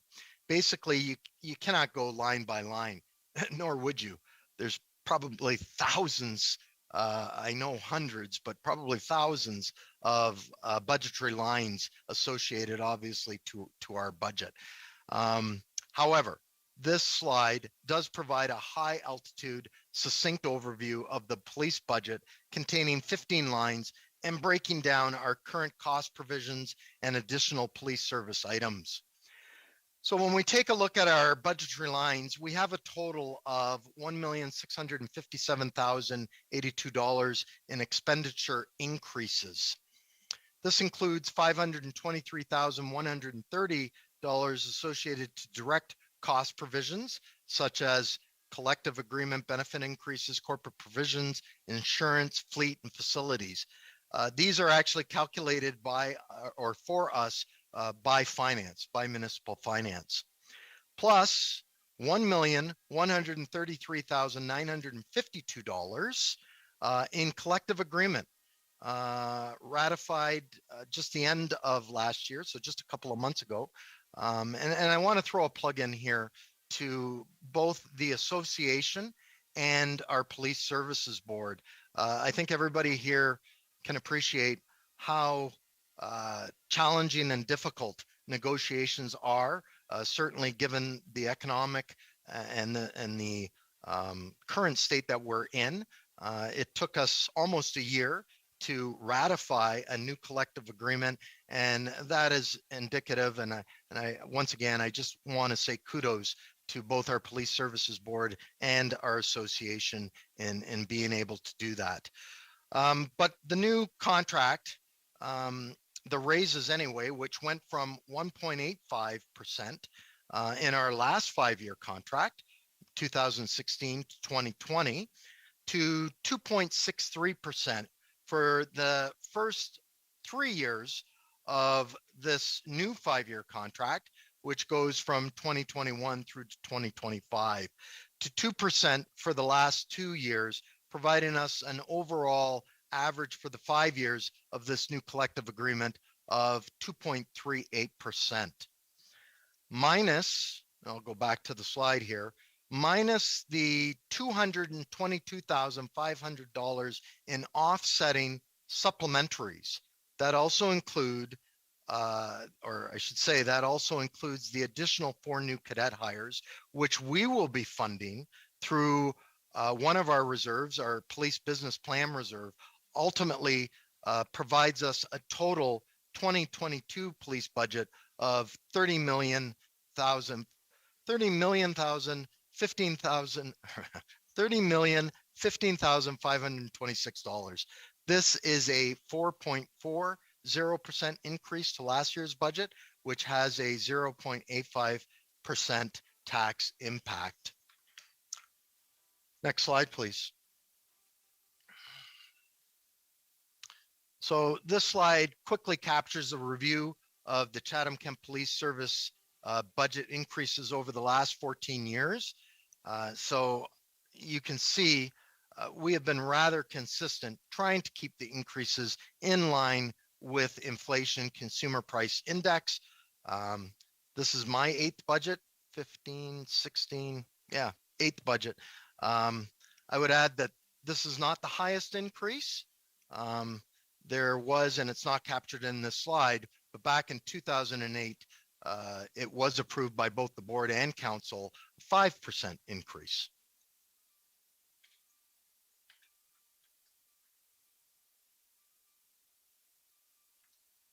Oh, where am I at here? Next slide, please. Yep, you've got it up there. Excellent. So this final slide examines the 2022 police budget increases, specifically our comparators for this year and what their respective boards and some councils have approved already. You can see it ranges from the highest increase of 10.16% for Sault Ste. Marie Police Service to the lowest increase of 2.88% for Barrie Police Service. The average of the 10 police services is 4.80%, which coincidentally is, and again, I would defer to Gord on this, coincidentally is what inflation finished at last month, December 2021. So in summary, our overall budget additional asks, budgetary lines, and I would ask you to go back to, I think it's slide 11, please. That one, thank you. Our overall budget additional asks, which are really captured from budgetary lines 8 through to 12, equates to $328,869. However, we're talking about cost savings. I know one of the questions posed by, I forget which counselor, but what have you done to examine cost savings in respect to your budget. These additional costs are being offset with our increase to our community safety and policing grant, the local stream, which I can tell you as the president of the Ontario Association of Chiefs of Police, we advocated the provincial government for more funding. And we actually received an additional $143,243.63 increase to that particular grant. But unfortunately for this year anyway, it had to be prorated as the provincial government fiscal year, and I think everybody here knows, starts April 1st, 2022. So we are only capturing that $112,500 depicted in the slide for this year. In addition, further funding sources such as our Ontario Police College Secondment, which is $148,000, and where am I here? And also the municipal service level agreement, which is depicted there on the slide at $30,000, all equate, so those cost savings all equate to $551,369. These not only incur the costs associated to our asks, but provides us with an additional $222,500, which is directed to offset the costs associated to our direct cost provisions, but also our collective agreement salary increases and benefit enhancements. Subsequently, I would ask that you approve the 4.40% increase I am recommending here tonight. Although there is the request for the additional 4 cadets, we are incurring that entire cost associated to that request through a reserve. So it is actually a zero cost, and the two budgetary lines there offset each other. The other requests surrounding, the conducted energy weapons are provincially mandated in respect to annual requalification purposes, and are therefore ranked as, I hope I get this right, A2A, or they're legislated. That being said, and more importantly, there are no service reductions. As a matter of fact, as presented here tonight, we have been able to provide service level enhancements and some really unique and state-of-the-art initiatives, which all translate back to enhancing community safety and well-being. In addition, I would add that given the additional challenges associated, obviously, to COVID, an opioid crisis, local states of emergency, inflation, current economical state increase, almost double our calls for service, the increase to our population, and staffing issues, this budget, although not quite meeting council's direction, which I believe was set at 3.4, I think it was adjusted last night to 3.37, is very close, fiscally responsible, while improving equipment, safety support to our members, and enhancing services to the citizens of Chatham-Kent during unequivocally the most difficult and challenging times for both the policing profession and our community. So I want to thank you for your time and your consideration, and I will certainly field any questions or concerns council may have at this time. Thank you, Chief Khan, for the detailed presentation.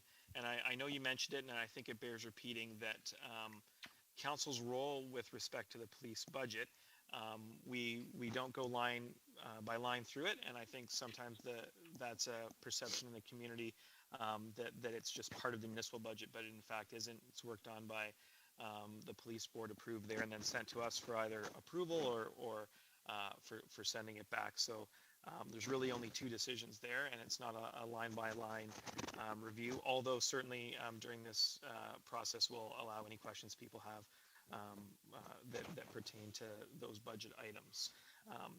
Councillor Hall, I'll go to you first. Thank you, Mr. Chair. I actually have a motion to make and a few comments if I can get a seconder. Is that okay, Mr. Chair? Yep, go ahead. Okay, thank you.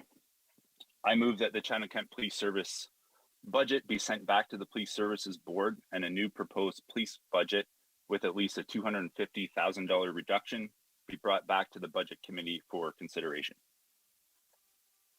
Thank you, Councillor Hall. Seconded by Councillor Thompson. Okay, Councillor Hall, we'll allow you to begin with comments. I expect we'll go through quite a few questions as well in this process, and we'll circle back to you before we vote as well.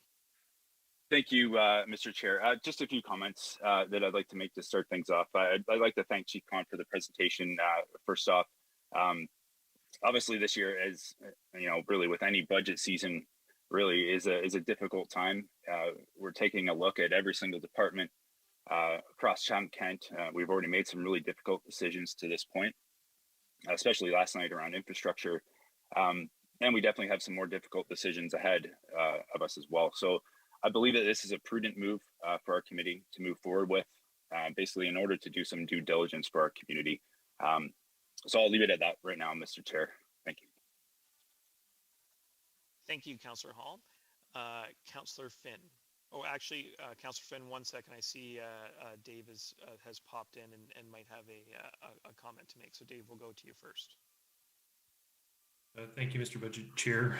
So just to the wording of the motion, if I could just bring council to the exact wording of the Police Services Act and how the Act provides for council to address budget. So the board is obligated under the Police Services Act to provide estimates to council, and then council has to establish an overall budget for the board.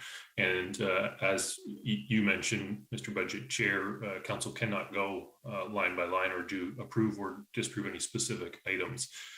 Just in terms of the specific wording of this motion, there isn't any process under the legislation for referring it back and asking them to come back through with another budget.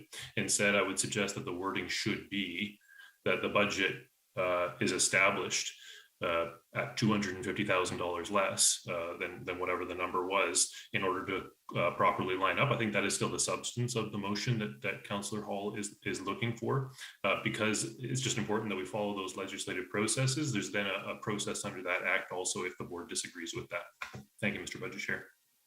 Okay, and I think that captures the spirit of Councillor Hall's motion. So if we can get that wording put together prior to getting the motion up, we'll make sure that matches what Councillor Hall was intending and Councillor Thompson as the seconder, and we'll confirm that before we vote. Thank you, Dave. Councillor Finn. Thank you, Mr. Chair. Just a few questions because I get asked on a daily basis how you come up with your calls for service, Chief. I know how it comes through, but people are under the understanding that if they say there's 176 calls per service in 24 hours, that 176 people have actually called in and have requested an officer to attend, or an officer has gone out to look at that incident. Can you explain what constitutes that number? Like what kind of calls, whether they're actual calls that come in, whether they're officer created, like you stated, they have the MDTs, they are able to create an incident for found property or any other calls that are out there. And how many are possible percentage that are created by your civilian staff? I don't have the exact percentage or the breakdown. I didn't delve that deep into the weeds in regards to our calls for service. I can tell you that I did reach out to, and you know, Councillor Finn, our ECO supervisor, Brian French. But to your point, that 75,000 calls, those are CAD generated, so computer assisted dispatch. They can also be generated by our police officers. So with the MDTs, which is a good thing because it's capturing what our officers are actually doing. But also over at courts, you know, there's transportation of prisoners, we generate an occurrence for that. So if I think what you're trying to get at is that not all 76,000, 75,000 of those calls for service are generated by the public. The vast majority are, but there are some which are generated by our service, our members. So it would be basically everyday thing. It just makes it easier.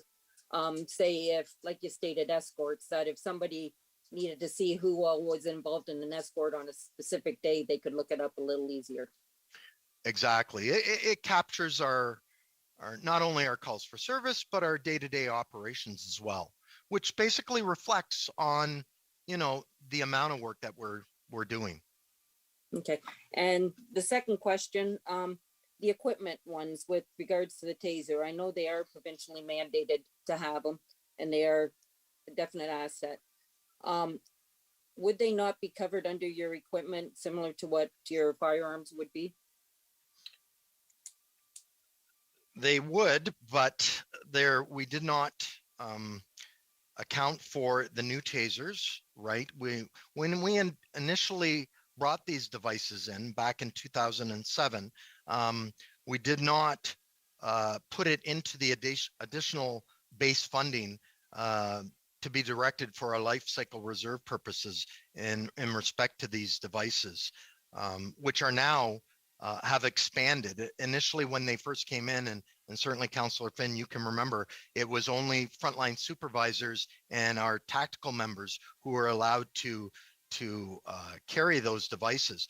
But now it has expanded. All of our community patrol members have them, traffic, obviously frontline supervisors, and that needed to be added to our base budget on a go-forward basis. In respect to the additional funds for the life cycling of cartridges associated to those devices, as you mentioned, we are provincially mandated to annually requalify on this use of force option. Originally, there were only 2 cartridges that you had to, but now we have to discharge 3 on an annual basis. And that's not including unintentional discharges. So once again, we wanted to put that into the base budget on a go-forward basis. Okay, thank you. Welcome. Thank you, Councillor Finn. I did see that Dave, his hand went up again to, I assume, confirm this motion. So Dave, would you like to speak to that?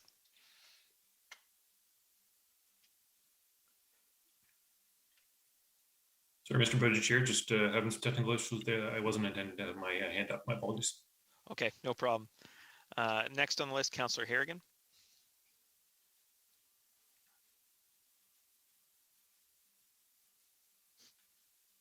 Councillor Harrigan, I think you're muted. Sorry, I was double muting as the kids were going to bed. My question through you, I believe, is actually to Mr. Quinton, and it may be helpful to put the budget slide up that had the actual chart with the budget, because I noticed that the current proposal for the 4 cadets was a base item, but then it was offset by the supplemental pull from reserve. So I'm just wondering what % of that will go automatically into next year's budget if we like if this goes forward as it sits. Because if we add a supplemental, we add a one-time cost to something that's based, it only offsets it for the current year. Thank you, Mr. Chair. So as Dave already said, we can't get into the individual lines of the police board, but just to police services board's budget, but just to explain it further, Chief Khan explained it, but to explain it further, line 12 is a base ask of 260,869. So it will go on the 4 cadets. It will be in base budget ongoing.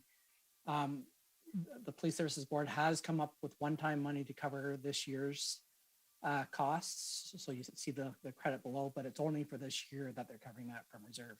So that will sort of automatically have a base budget impact in next year's budget of approximately 0.15%.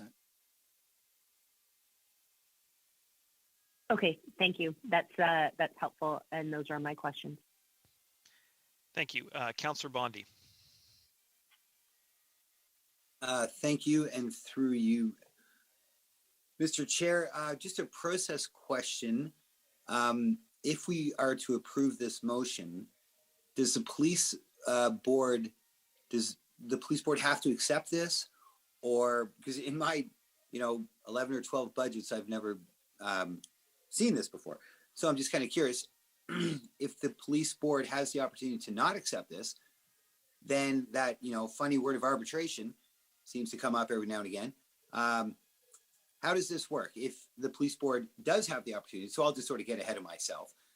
If the police board decides that, no, we're not going to accept this reduction in the budget, can it go to arbitration? Obviously, they could probably just simply accept it.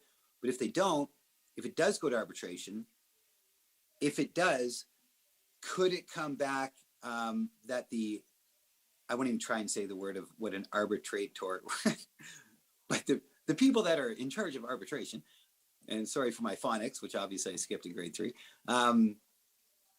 could it come back that body determines that, no, actually the budget's a little low, and it could come back and we could actually pay more for police services?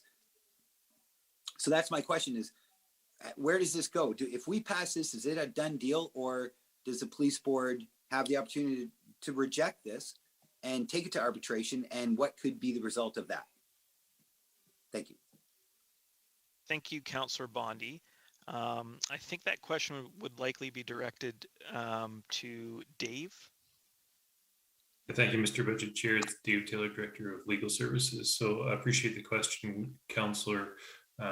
So the process we described already is council, the board presents their estimates. Council then establishes a budget. They can either accept the estimates or establish a different total budget. And then the last piece there is that if this goes back to the board and they're not satisfied that the budget established by council is sufficient to maintain an adequate number of police officers or other employees of the police force, or to provide the police force with adequate equipment or facilities, then what they can do is request the Police Services Commission, which is a provincial body, to determine the question. So they could push the issue onto, you described it as an arbitrator. It's actually this commission, a provincial commission that's established. They've got experience in the policing area, and obviously there's technical questions about that. They would determine whether the budget was appropriate or not. So ultimately, by doing that, there is this piece that it is removed slightly from the hands of council as a decision maker if it went down that path, if the board was of the opinion that the budget was not sufficient to maintain adequate number of police, other employees, and necessary equipment. That commission is actually referred to as the OCPC, Ontario Civilian Police Commission, and the board would request them to intervene. And it really comes back to what Mr. Taylor has indicated, adequate and effective policing. And thank you, through you, Mr. Chair. I don't know whose opinion I would ask on this, but what's the likelihood of that happening? Because it's a small reduction based upon the overall budget, but it is a reduction.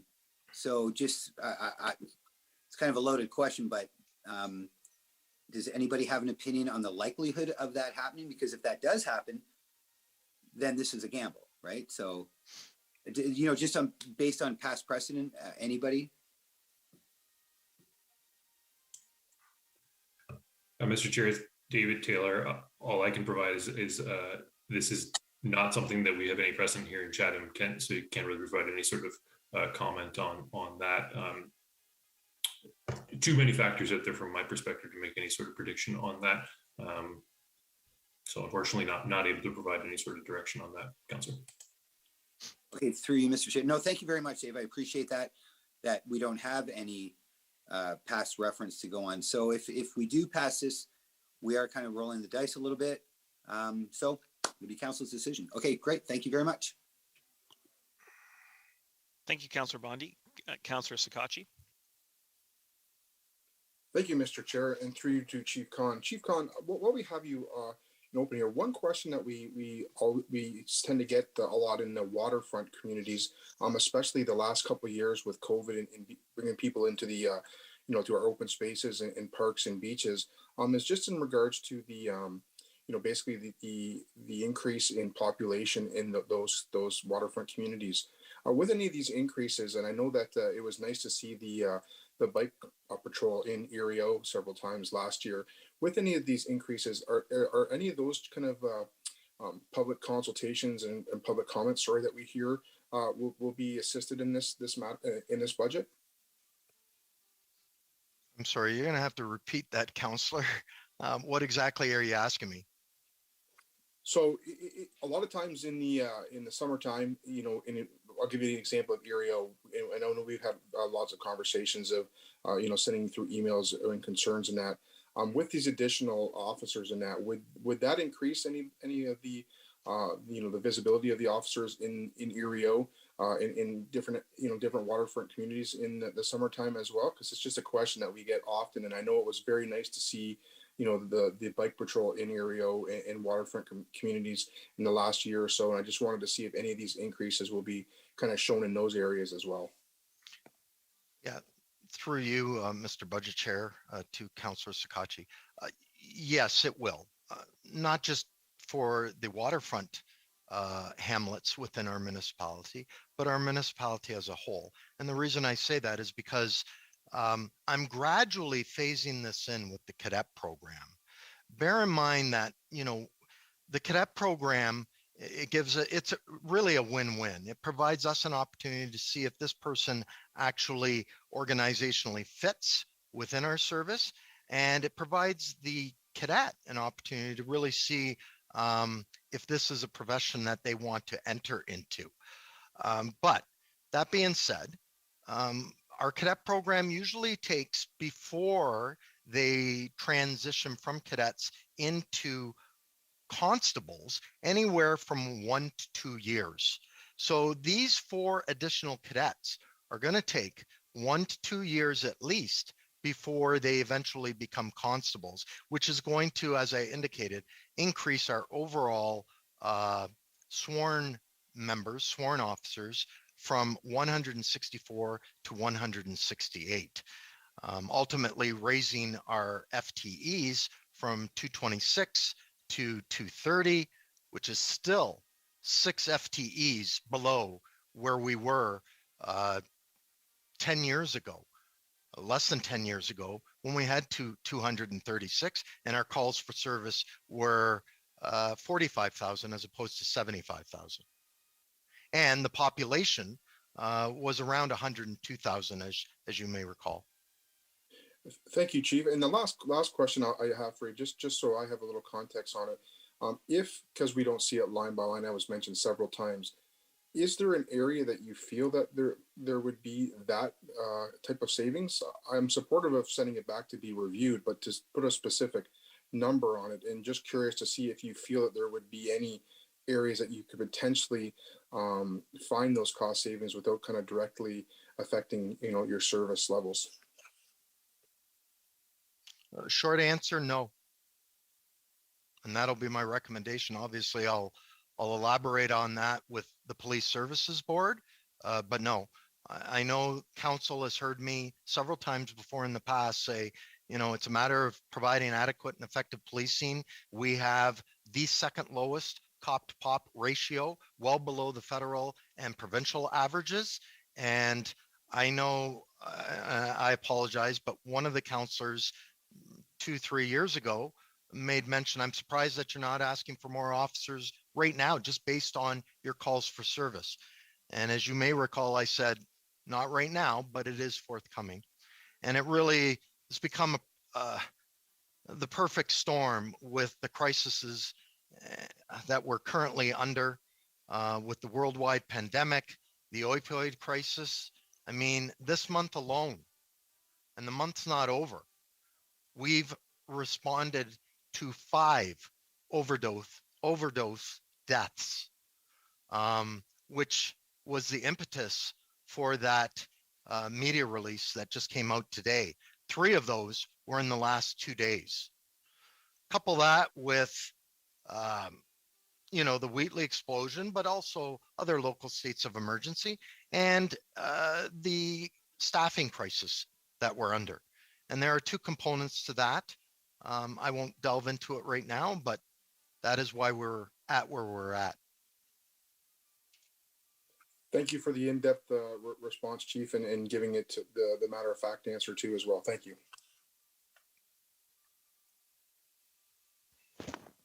Thank you, Councillor Sakachi. Councillor Thompson.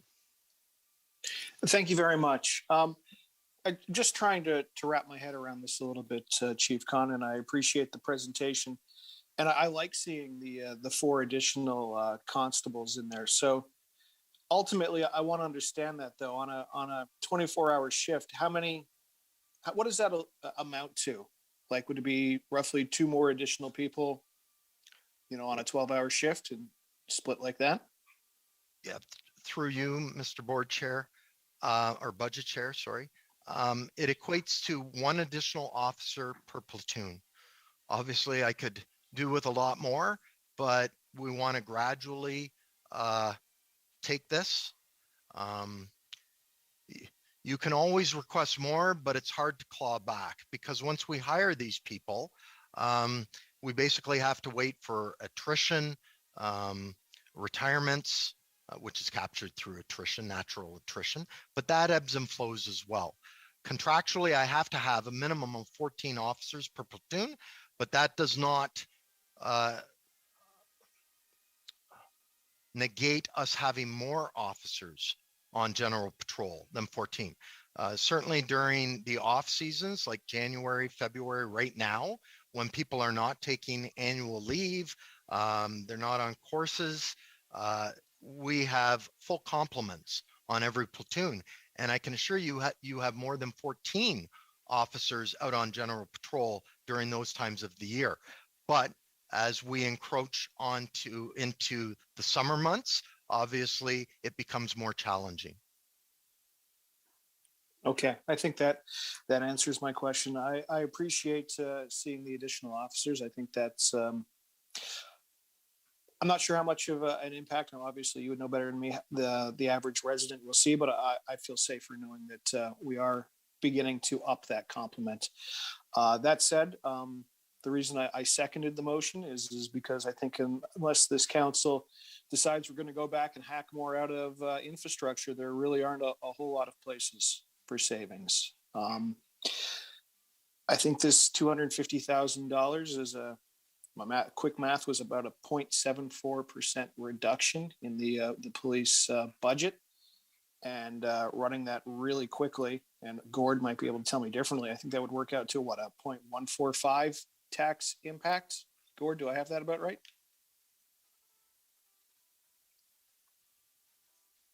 Yes, you do. Thank you. Good. That's because I have a calculator. And I think I've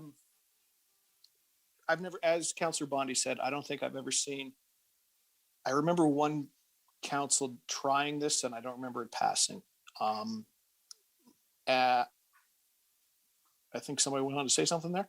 I was going to say London tried just a few years ago, but before it went to the Ontario Civilian Police Commission, council approved the board's original proposal. Mm-hmm. Thank you, Chief Khan.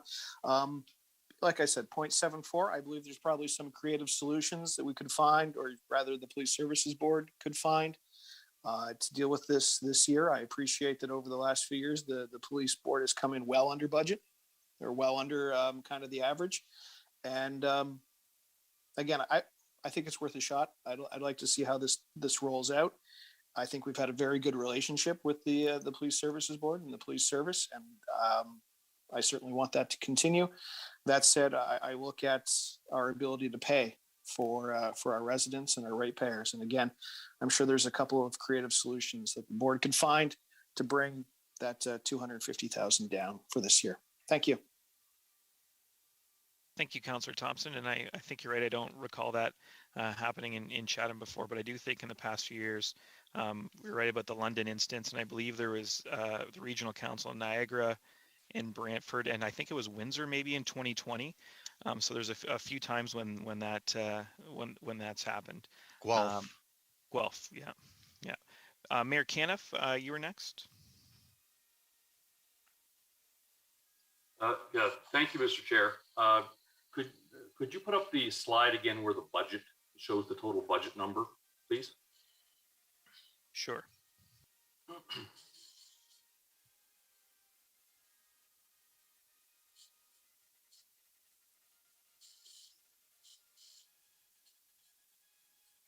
Thank you.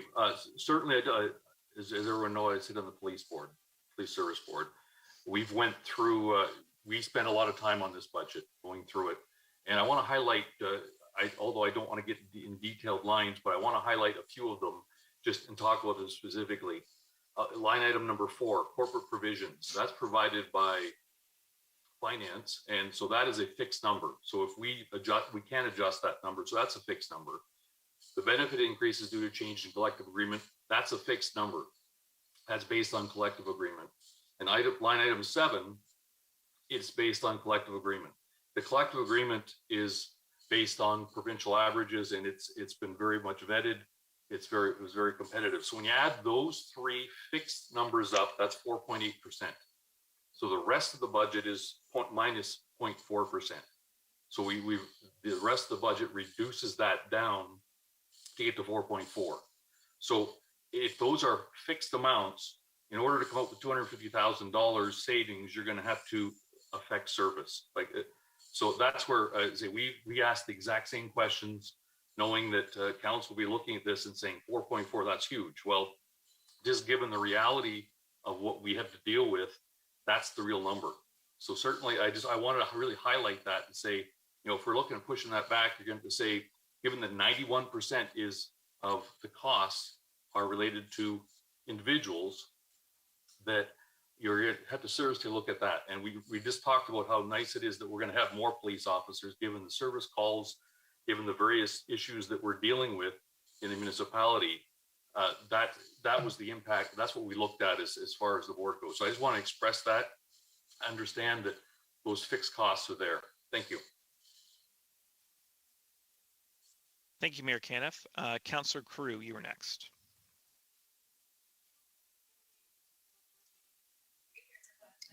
Thank you, Mr. Chair. I understand why Councillor Hall brought this motion, and we're all looking at trying to whittle away to get this down. But we talked earlier about growth and needing more emergency services. If we have more people, they require services. I'm not going to go into what that is. We already have double the calls for service, and our police service is stretched thin. People feel better when they see police officers, when they're visible in the community. And I agree with Mayor Caniff. We had a healthy discussion about this budget and looked for everywhere to sharpen their pencil and make some cuts. But the reality is there isn't any. This is it. I'm asking you, please don't support this cut. I would like to make a motion, if this fails, to support the budget in whole so that we can have adequate policing in our community. If we have a growing community, we need to service them properly and not wait till disasters hit or crises happen. We already are facing many crises in our community, and just because the last couple of years have been one-off kind of things, hopefully they go away, but there's always something. I just want to ask the chief, is there anywhere else that you think we could find some money? I know we've asked you, and I even in reserves, wherever, but to fund our base budget, that's not responsible. Chief, can you answer that?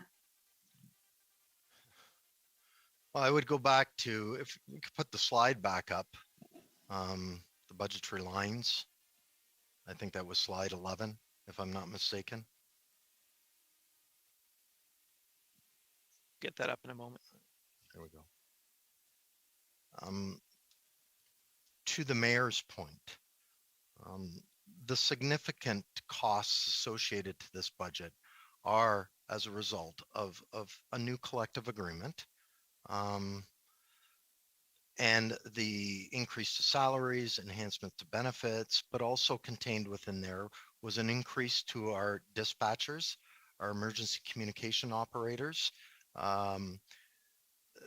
We negotiated into the collective agreement 5 additional ECOs, 1 per platoon and 1 as a floater. But my point being is that 91% of our budget is associated to salary and benefits. It is really difficult for me to, or the board, to find cost savings with that remaining 9%, especially 2%, which is operational. And I just informed council that last year was a historical year for us in regards to major crimes, 4 homicides, 5 attempt homicides. It's very, very challenging. I also draw council's attention that some of those are provincially mandated, so we really don't have a choice in regards to it. And the fact that those cadets that we're talking about, we are already funding that through a reserve. So go back to the board or with the board and see if there is anything, but I'm not too optimistic. I'm not either. And just like the mayor said, we did challenge the budget and looked for savings as well. And this was really bare bones. So if it goes back to the commission, if it comes back to the board, and if this passes and we can't do this, and so it goes to the commission. How often has the commission ever upheld a council's budget? I don't have the exact number, but because it happens so rarely, and thankfully, but the 3 times I can think over the last almost 30 years, never. Thank you. And what cost is associated with that? So if it does go back, there's a defense that has to be paid for as well, right? Correct. We would have to pay probably lawyers on both sides, and not only just the monetary cost, but the cost to the relationship between the Chatham-Kent Police and the municipality, which I think is second to none. We have a very good relationship. We're really good partners with everyone, and the damage that this could do. You hit all of them on the nail, Councillor Crew. Yeah. So, what are the risks, and what is the damage that can be caused from not accepting this budget? I think that we're looking for savings, but we can't look for savings at the cost of our citizens' safety, and the safety of our officers and the people that we're asking to do this work, which is not easy. They're on call 24/7 hours a day. They respond to mental health calls, overdose, and you name it, they respond to it. Homeless people just wandering around, they get calls because somebody just wants them checked out. So, they deal with the worst of the worst every day, and to stretch them further and try to stretch this until it breaks is not good planning. So I think that failing to fund this is failing to serve our citizens of our community. So I hope that people, council, you don't support this. And Mr. Chair, if it fails, I would like it to come back to me so I can move the police budget. If I may. Thank you, Councillor. Yeah. Go ahead, Chief. I'm Khan, sorry. do you have another comment? Yeah, just to add to Councillor Crew's comments, please, Council, bear in mind, we're talking about a profession which takes a toll on its individuals, both physically and cognitively. We currently have 12 members off on PTSD, occupational stress injuries, and the challenges associated to maintaining a healthy workforce. And that has a cyclical negative domino effect on our rank and file, because I cannot replace those individuals unless they either retire, resign, or come back to work.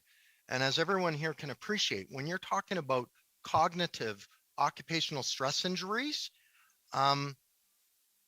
it's not like it's an acute injury. It's a chronic injury. And, it can take years if they ever do return to their pre-injury work capability, or we've had some diagnosis where they are permanently disabled and they can never return to our profession.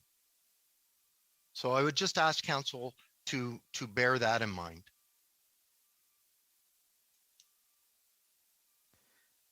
Thank you, Chief Khan. Councillor Oche, followed by Councillor Latimer.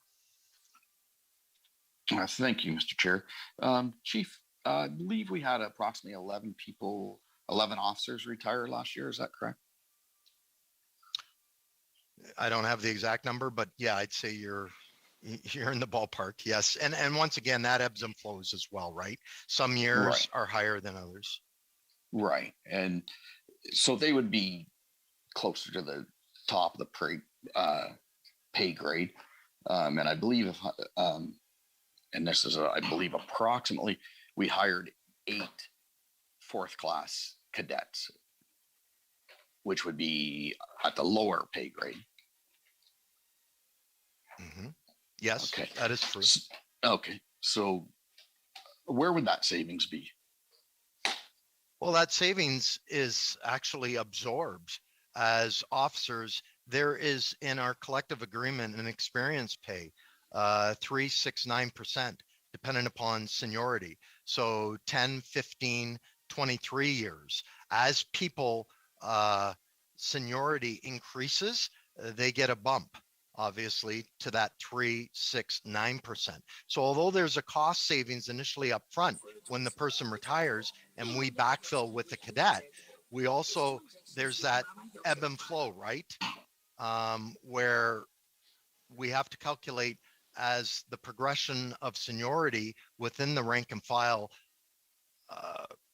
increases, there's that cost associated to that as well.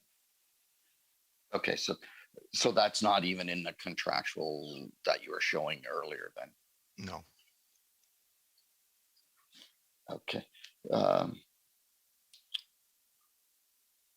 So you're saying there would be, even though we only put in 8 people instead of the 11 that retired, we're not seeing any savings? Yes, you are. And that basically is when we do our final reconciliation. I will, historically anyway, I end up in a surplus position. And traditionally what we do is with that surplus, we split it 50-50. 50% goes back to the municipality and the other 50% we maintain, and we always put that into reserves, and we use that for capital expenditures, capital projects. Like buying a drone, would that be a capital project? Yes. Any of the enhancements that I talked about, the initial startup costs, including the cadets, we're paying through that, which with other services, there'd be the operating budget and then there'd be the capital budget. I provide you with the operating because most of our capital projects, the initial startup, one-time startup costs, we offset with reserves. Now, I remember the very first drone, you came to us for the money for that, correct? Yes, I came to the board for it. Yes, for the initial. Okay. Yeah. And then next. Yeah. Oh, I was going to say over the 5 years, because I initially came to the board back in 2017, and that one drone cost us just over $100,000. In the 5 years, the advancements in technology, and everybody here can appreciate that has grown exponentially. We've been able to increase that to a fleet for less than the 100,000, which we had originally life cycled back in 2017. So when I talk about expanding or enhancing the service, specifically in regards to the drone, we've already budgeted for that. Okay, thank you. And that my next question would be to Gord Quinn. Gord, could you tell me what percentage we got back last year, or what number we got back last year from the police budget in savings? Sorry. Thank you, Mr. Chair. I could research the exact number, but there was a small surplus, perhaps around 400,000 or 500,000, and it would have been divided both ways. But I'll have to look up the exact number. I can look up our final variance report and get back to you in a couple minutes. Okay, now, Gord, what would we do with that? Like,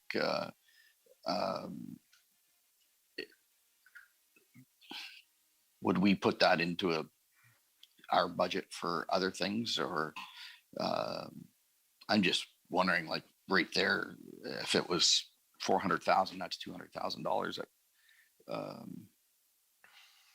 come back to us, correct? Correct.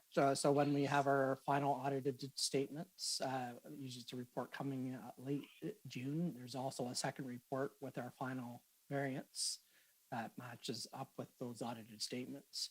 And if there is a corporate surplus, which would include 50% of the police services surplus if they had one, we then come to council with recommendations of where those funds go. And example of that, of where that often goes, is the strategic development reserve for things that come up through the year for council. Okay, so that actually could be a spot where they might be able to find some of this money, or maybe all of it. Well, I just would caution the chief and the police services board is not budgeting for a surplus. Yes, they had one last year. Is that the first time they've had one, Gord, in the last 3 years? They have had a surplus, and someone has just told me the surplus was 526,000 last year. So a 50-50 split of that.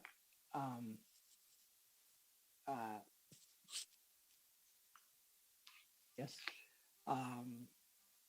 So, but it does vary year to year. Maybe I can. I don't want to speak too much for the police services board, but they do have. There are ebbs and flows in their budget. Chief Khan just mentioned when there's multiple murders, for example, in a year, there's a hell of a lot of overtime by a large group of investigators. But as you mentioned, Councillor Othier, when sometimes when there's turnover, there might be a couple months where someone's retired, but a new officer hasn't been hired yet. So often the surpluses may be created in the wage difference through those turnovers of a higher paying retiring officer versus a new cadet coming in, or at whatever step they come in. Right. But you also have to look at the other side too of what happens during the year of the need for overtime services, the emergency or whatever comes across. So I guess what I'm saying overall, the police services board does not budget for a surplus. Yes, they've happened to have one in recent years of around the 1% of their budget range, or less. Right. Exactly. So have they just had that the 1 year? So 526,000 was last year's surplus. I would have to, I could send an email to council with the last 5 years. That'd be great. Okay. Thank you very much. Thank you, Mr. Chair. I'll have staff work on that. Okay. Thank you. Thanks, Councillor Oche, and thank you, Gord. Councillor Latimer, you were next. Thank you. Thank you, Councillor Oche, because I was going to be asking about reserves as well, and I'll look forward to that email. Chief, do you have to keep a certain amount in your reserves? Is that mandated? And if I could ask, how much money is in your reserves right now, total? I'm sorry, through you, Mr. Budget Chair. What was the first part of the question, Councillor? I wondered how much are your reserves mandated, the amount that you are required to keep in your reserves? And then what is your total reserves right now? And Okay, to your first question, no, we are not mandated. Okay. To your second question, I don't have the exact number, but I'm going to say in the ballpark of approximately 4 million. And that's for capital projects, you said? Well, not just capital projects. Just give me 1 second here. Just while the chief is looking at council, if you did refer to tab 9D in reserves, page 2, it lists all the individual police reserves. Perfect. Thanks, Gord. So to your That's question. great. Okay. Yeah. I've got it, Chief. Okay. Sorry. No worries. I'm glad Gord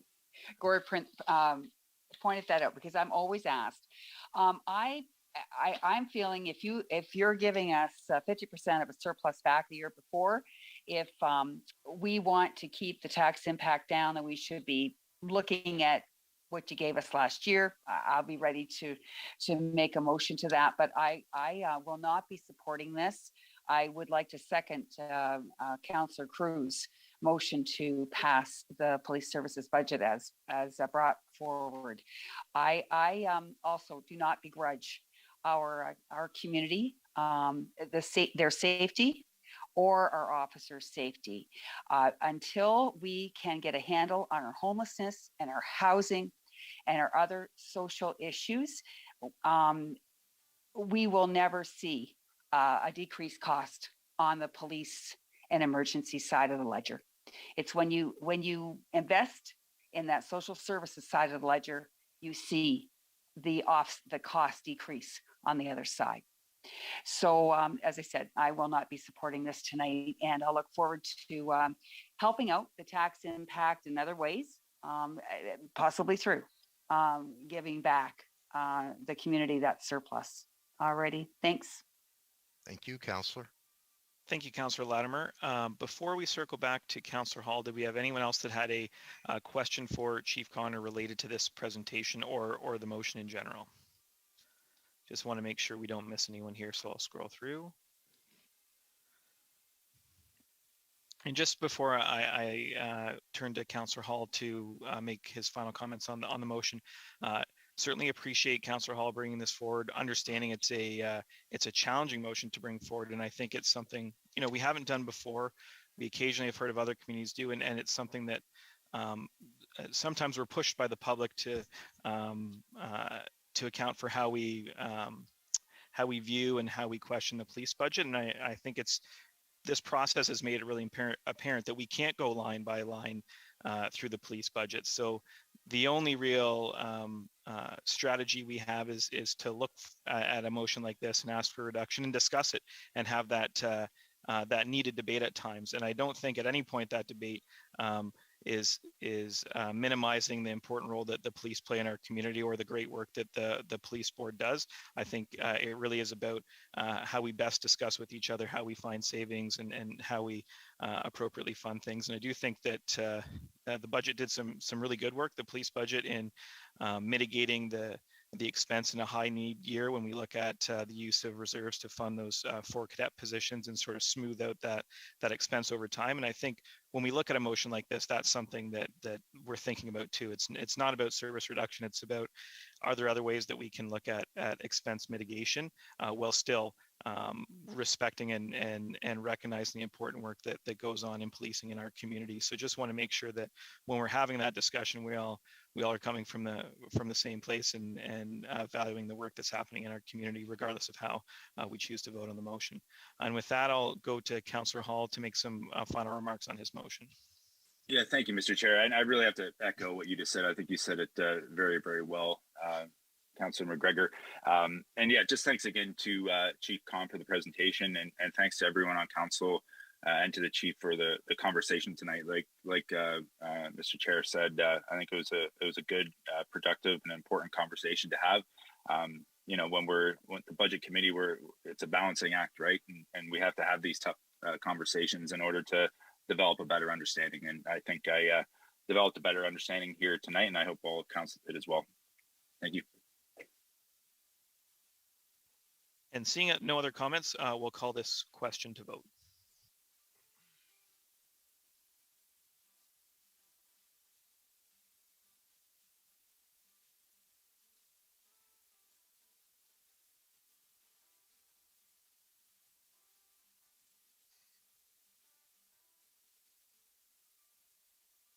So council, we have one person who abstained and there was no conflict that was declared on this particular one. So that vote would be in the no, and therefore the motion fails 8-10.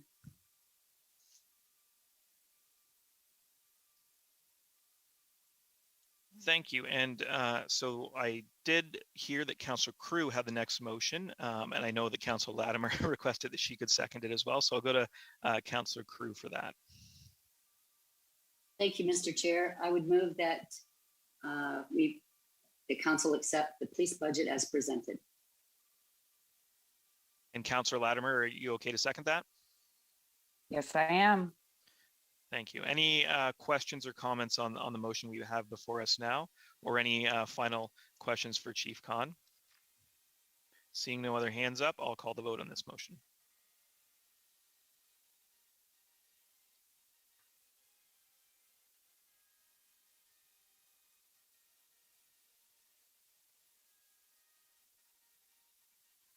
Sorry, just a point of order to myself. I'm seeing on the question that pops up, it's the previous motion, I believe.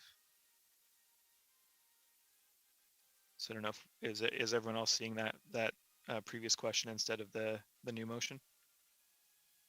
Or something eerily similar, yeah. Yeah. So we'll just take a second. If we don't vote on that, maybe we can restart that question. So just to clarify, Mr. Chair, on the screen right now, we have that the 2022 police budget requests on tab 6 be adopted as presented with a net budget decrease of 222,500. Is that what you are seeing? Yes. Okay, I understand now. So I think maybe you didn't close the last one, perhaps. I think it was that the motion, the decrease was the confusing aspect, but it's that we voted on the salary aspects are in the tabs, so they're not within that motion. Right. So that's why it looks like a decrease. Okay. Okay, so we still have the vote on the screen, and we've had 17 councillors vote so far. There's the 18th, so it passes 13-5. Okay, thank you. And again, thank you to Chief Con for the presentation this evening and for all the discussion, and especially to members of Budget Committee and the Police Services Board. I know this is every year a very enlightening discussion. I think we had a really productive discussion that helps us all understand how this process works. So again, thank you, Chief Con. Thank you, Mr. Budget Chair, and thank you, Council. Okay, so the next item, we will move back to our the previous motion that we had been discussing. So if we get that back on the screen, and I believe we have comment from Dave that we were waiting on.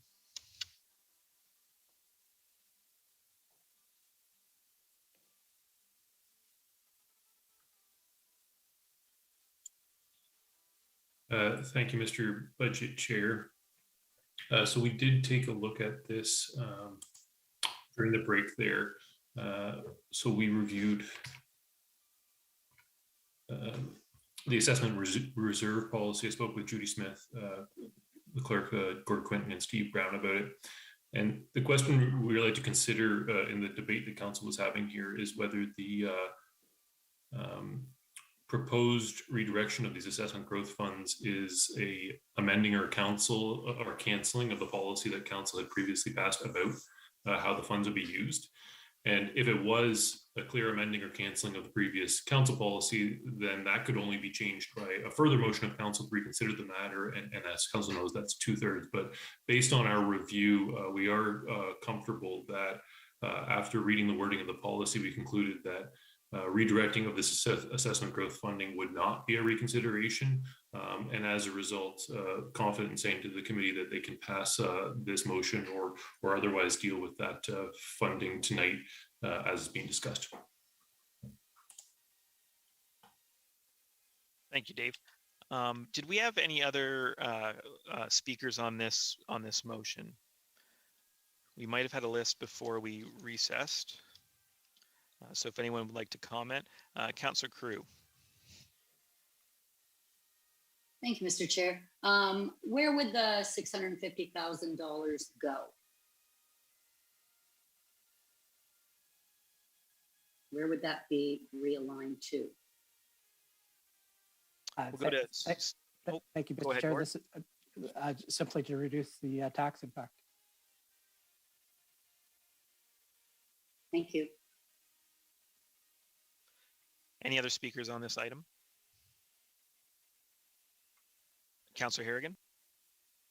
Thank you. I've already spoke on this item, but my question is related to Gord and what staff interpret from us making this decision. Like, in your mind, do you see this as kind of a one-time election year attempt to have short-term gain for long-term pain? Maybe that's my interpretation.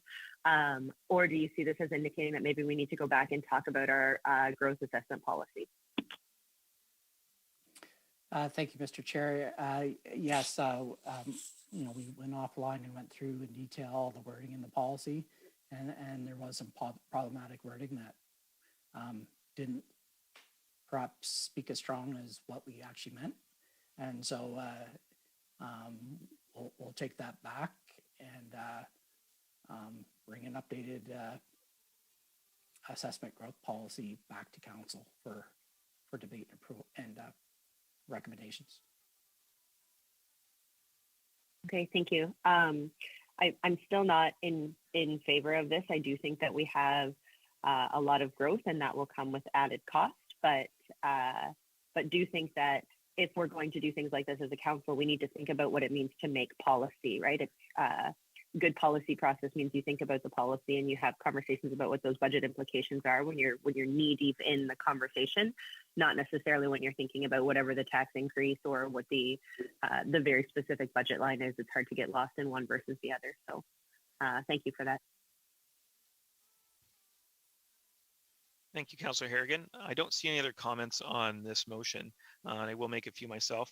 I know through council debate and discussion throughout this past year and years prior, we've talked about growth paying for growth, and that's something that we've heard messaged consistently from a number of members of council. And I think this is a strategy we had adopted to do just that. I think when we didn't see growth for such a period of time, we thought it was an easy answer for cost containment. But with growth, there is cost, and we're facing some of those pressures now. We heard about pressures in the police budget. We've certainly heard about ambulance and EMS pressures over the past year or two.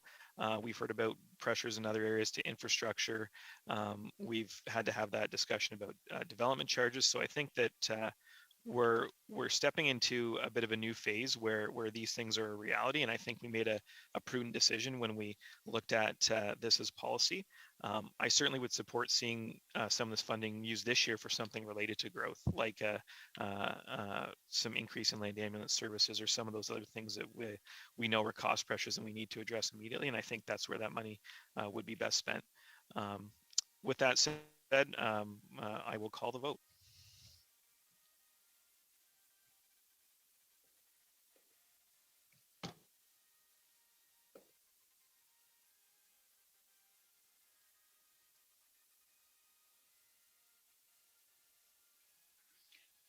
All votes are in. Motion passes 10-8.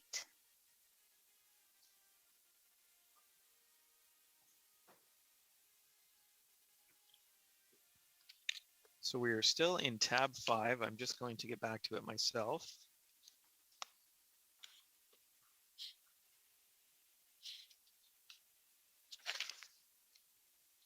Does anyone else have any items of interest on tab 5, page 4? That's right, Councilor McGrail, I did have you written down for next, so go ahead.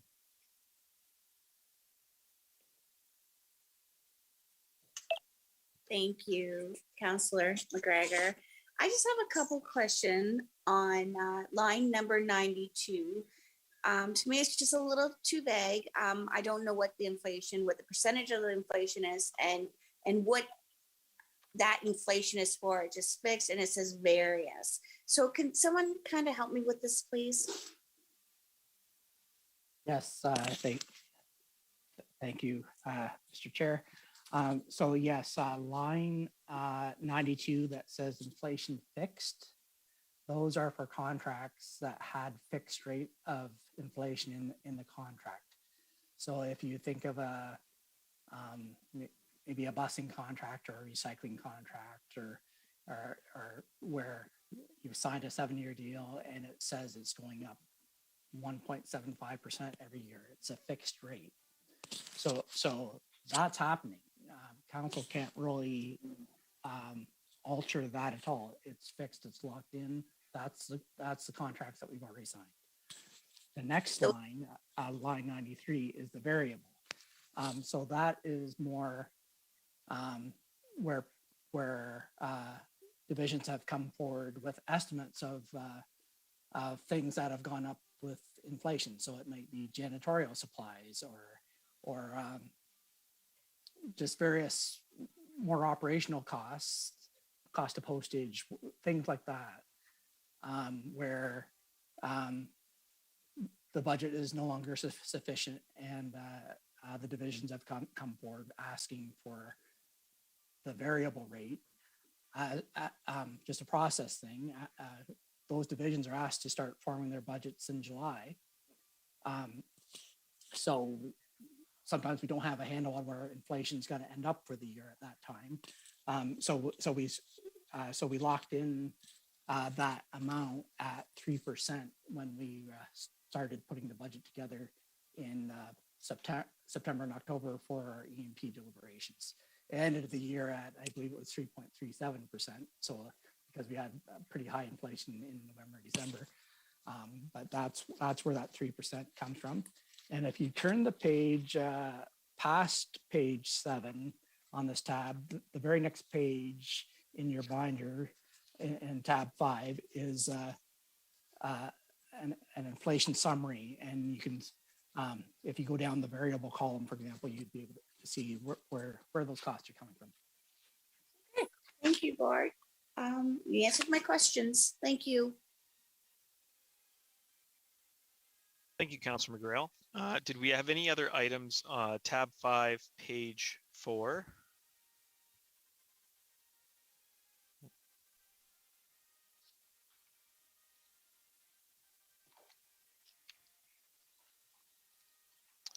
And tab 5, page 5. Councilor McGregor.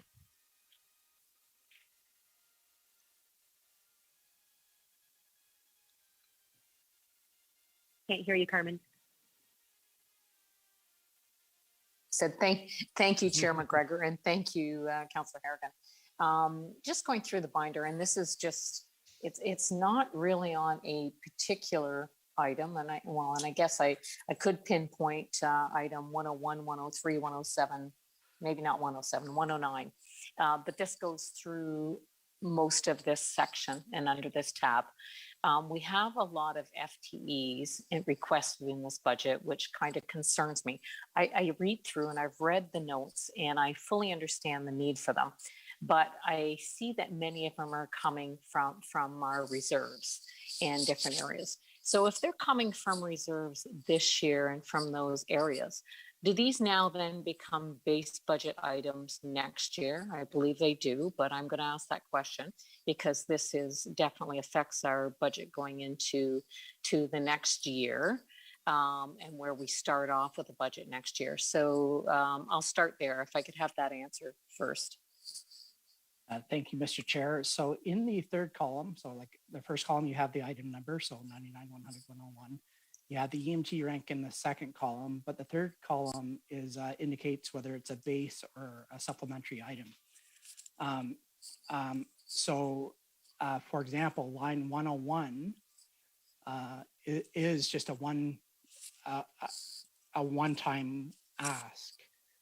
So it is just for this year. If I use that so IT, that person will not be example, carried. That FTE correct. will not It's be only for carried 12 on months. next year. Yes. Yeah. So then, okay, then how many of these that are coming from reserves are then going to be put into the base budget for next year? And before you answer that, Gord, I know that we've got funding for Riverview Gardens, and I know the need for all the employees that are coming on. But do we have any indication also on that? So you can write this down and answer all these. Do we have any indication at all that we will be continually funded, or is that going to be a download from the province once again and expected that just becomes a part of the base budget again? Not that changes anything we do. I just want the understanding of all these positions. Like I think I saw 82 or in the 80s of new positions to the municipality. I don't see 82 reductions. So I just want to understand with all these positions coming in, which ones are coming from reserves and will move into base budget next year, the number of them. And then of course, the answer to Riverview Garden numbers.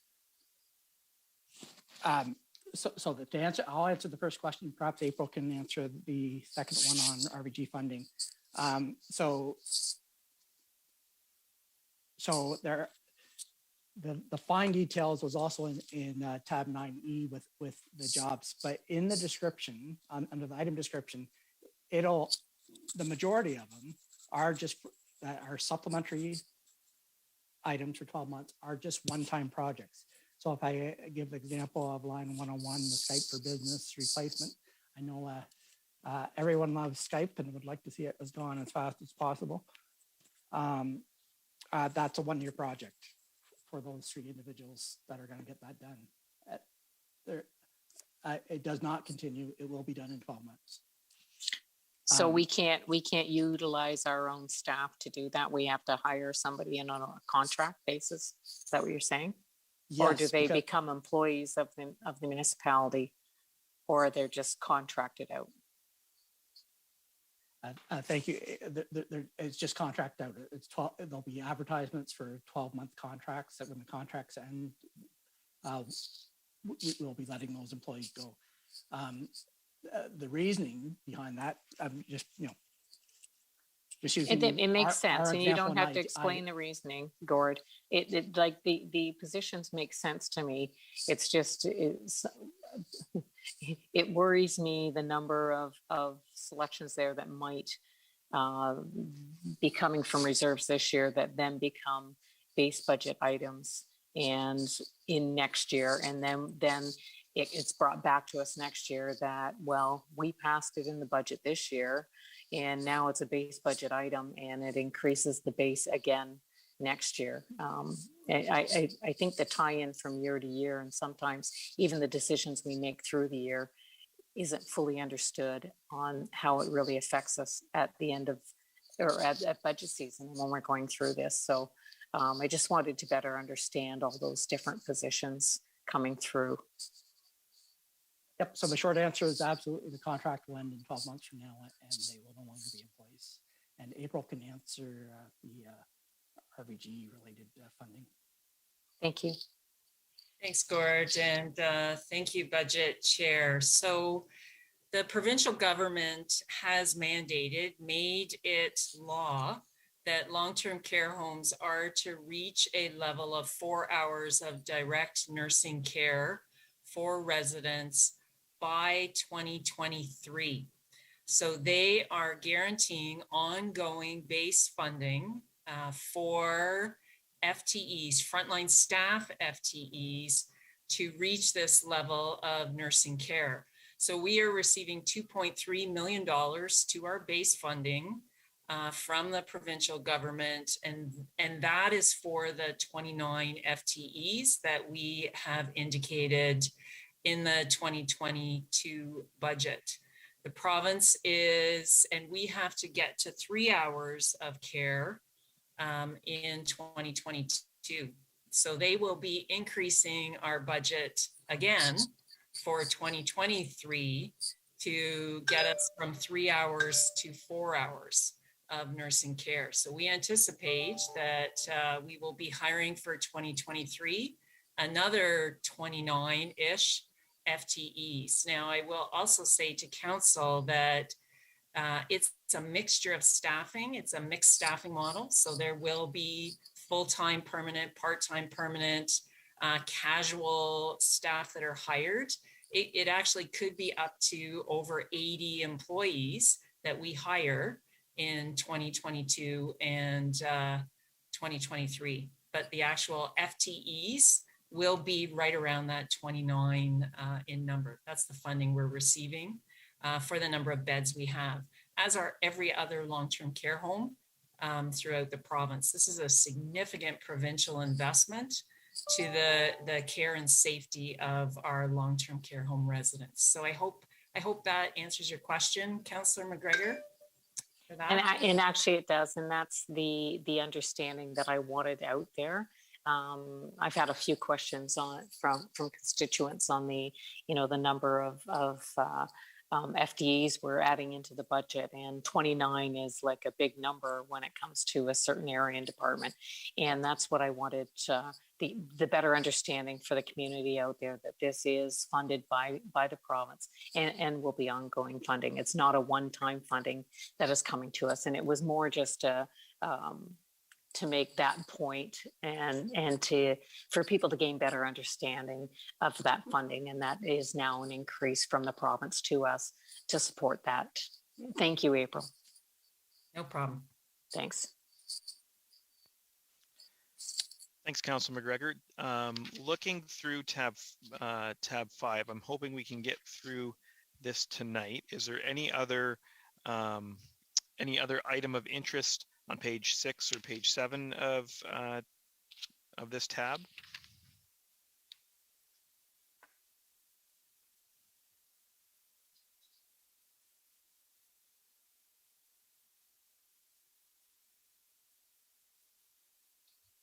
I'll just give everyone another moment to look through that.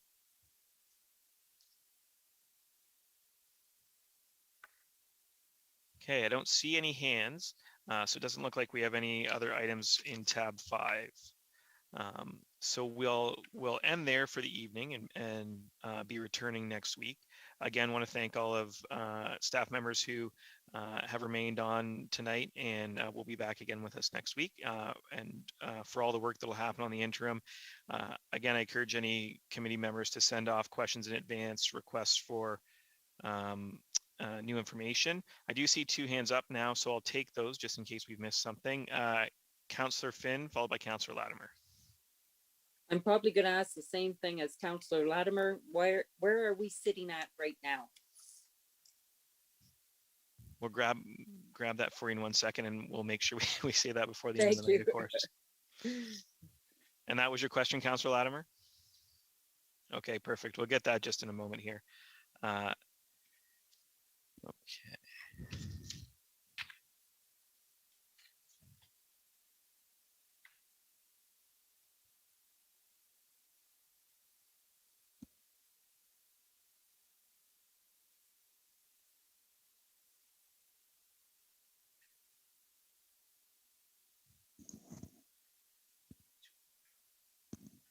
We're at 2.99. Okay, so we just have our remaining motion. Again, a reminder to anyone that's still watching right now, if you want to provide some feedback, you can do that via email. You can provide a deputation in advance of the meeting next week. And then we'll read this motion. So I'll just grab this.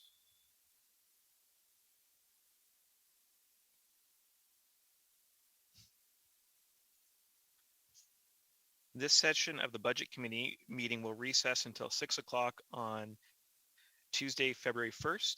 As per the public notice bylaw, Chatham-Kent Council hereby gives public notice of its intention to hold public meetings and adopt the 2022 budget immediately following receipt of a recommended budget from the Chatham-Kent Budget Committee. The Budget Committee also gives public notice of the need to meet in closed session at any time during the budget deliberation process as permitted by the Municipal Act 2001. Do you have a mover and a seconder? Moved by Councillor Foss, seconded by Councillor Crew. Any opposed to ending at 9:48? No opposed. Meeting is adjourned. We'll see everyone next week. Thank you. Good night. Evening, guys.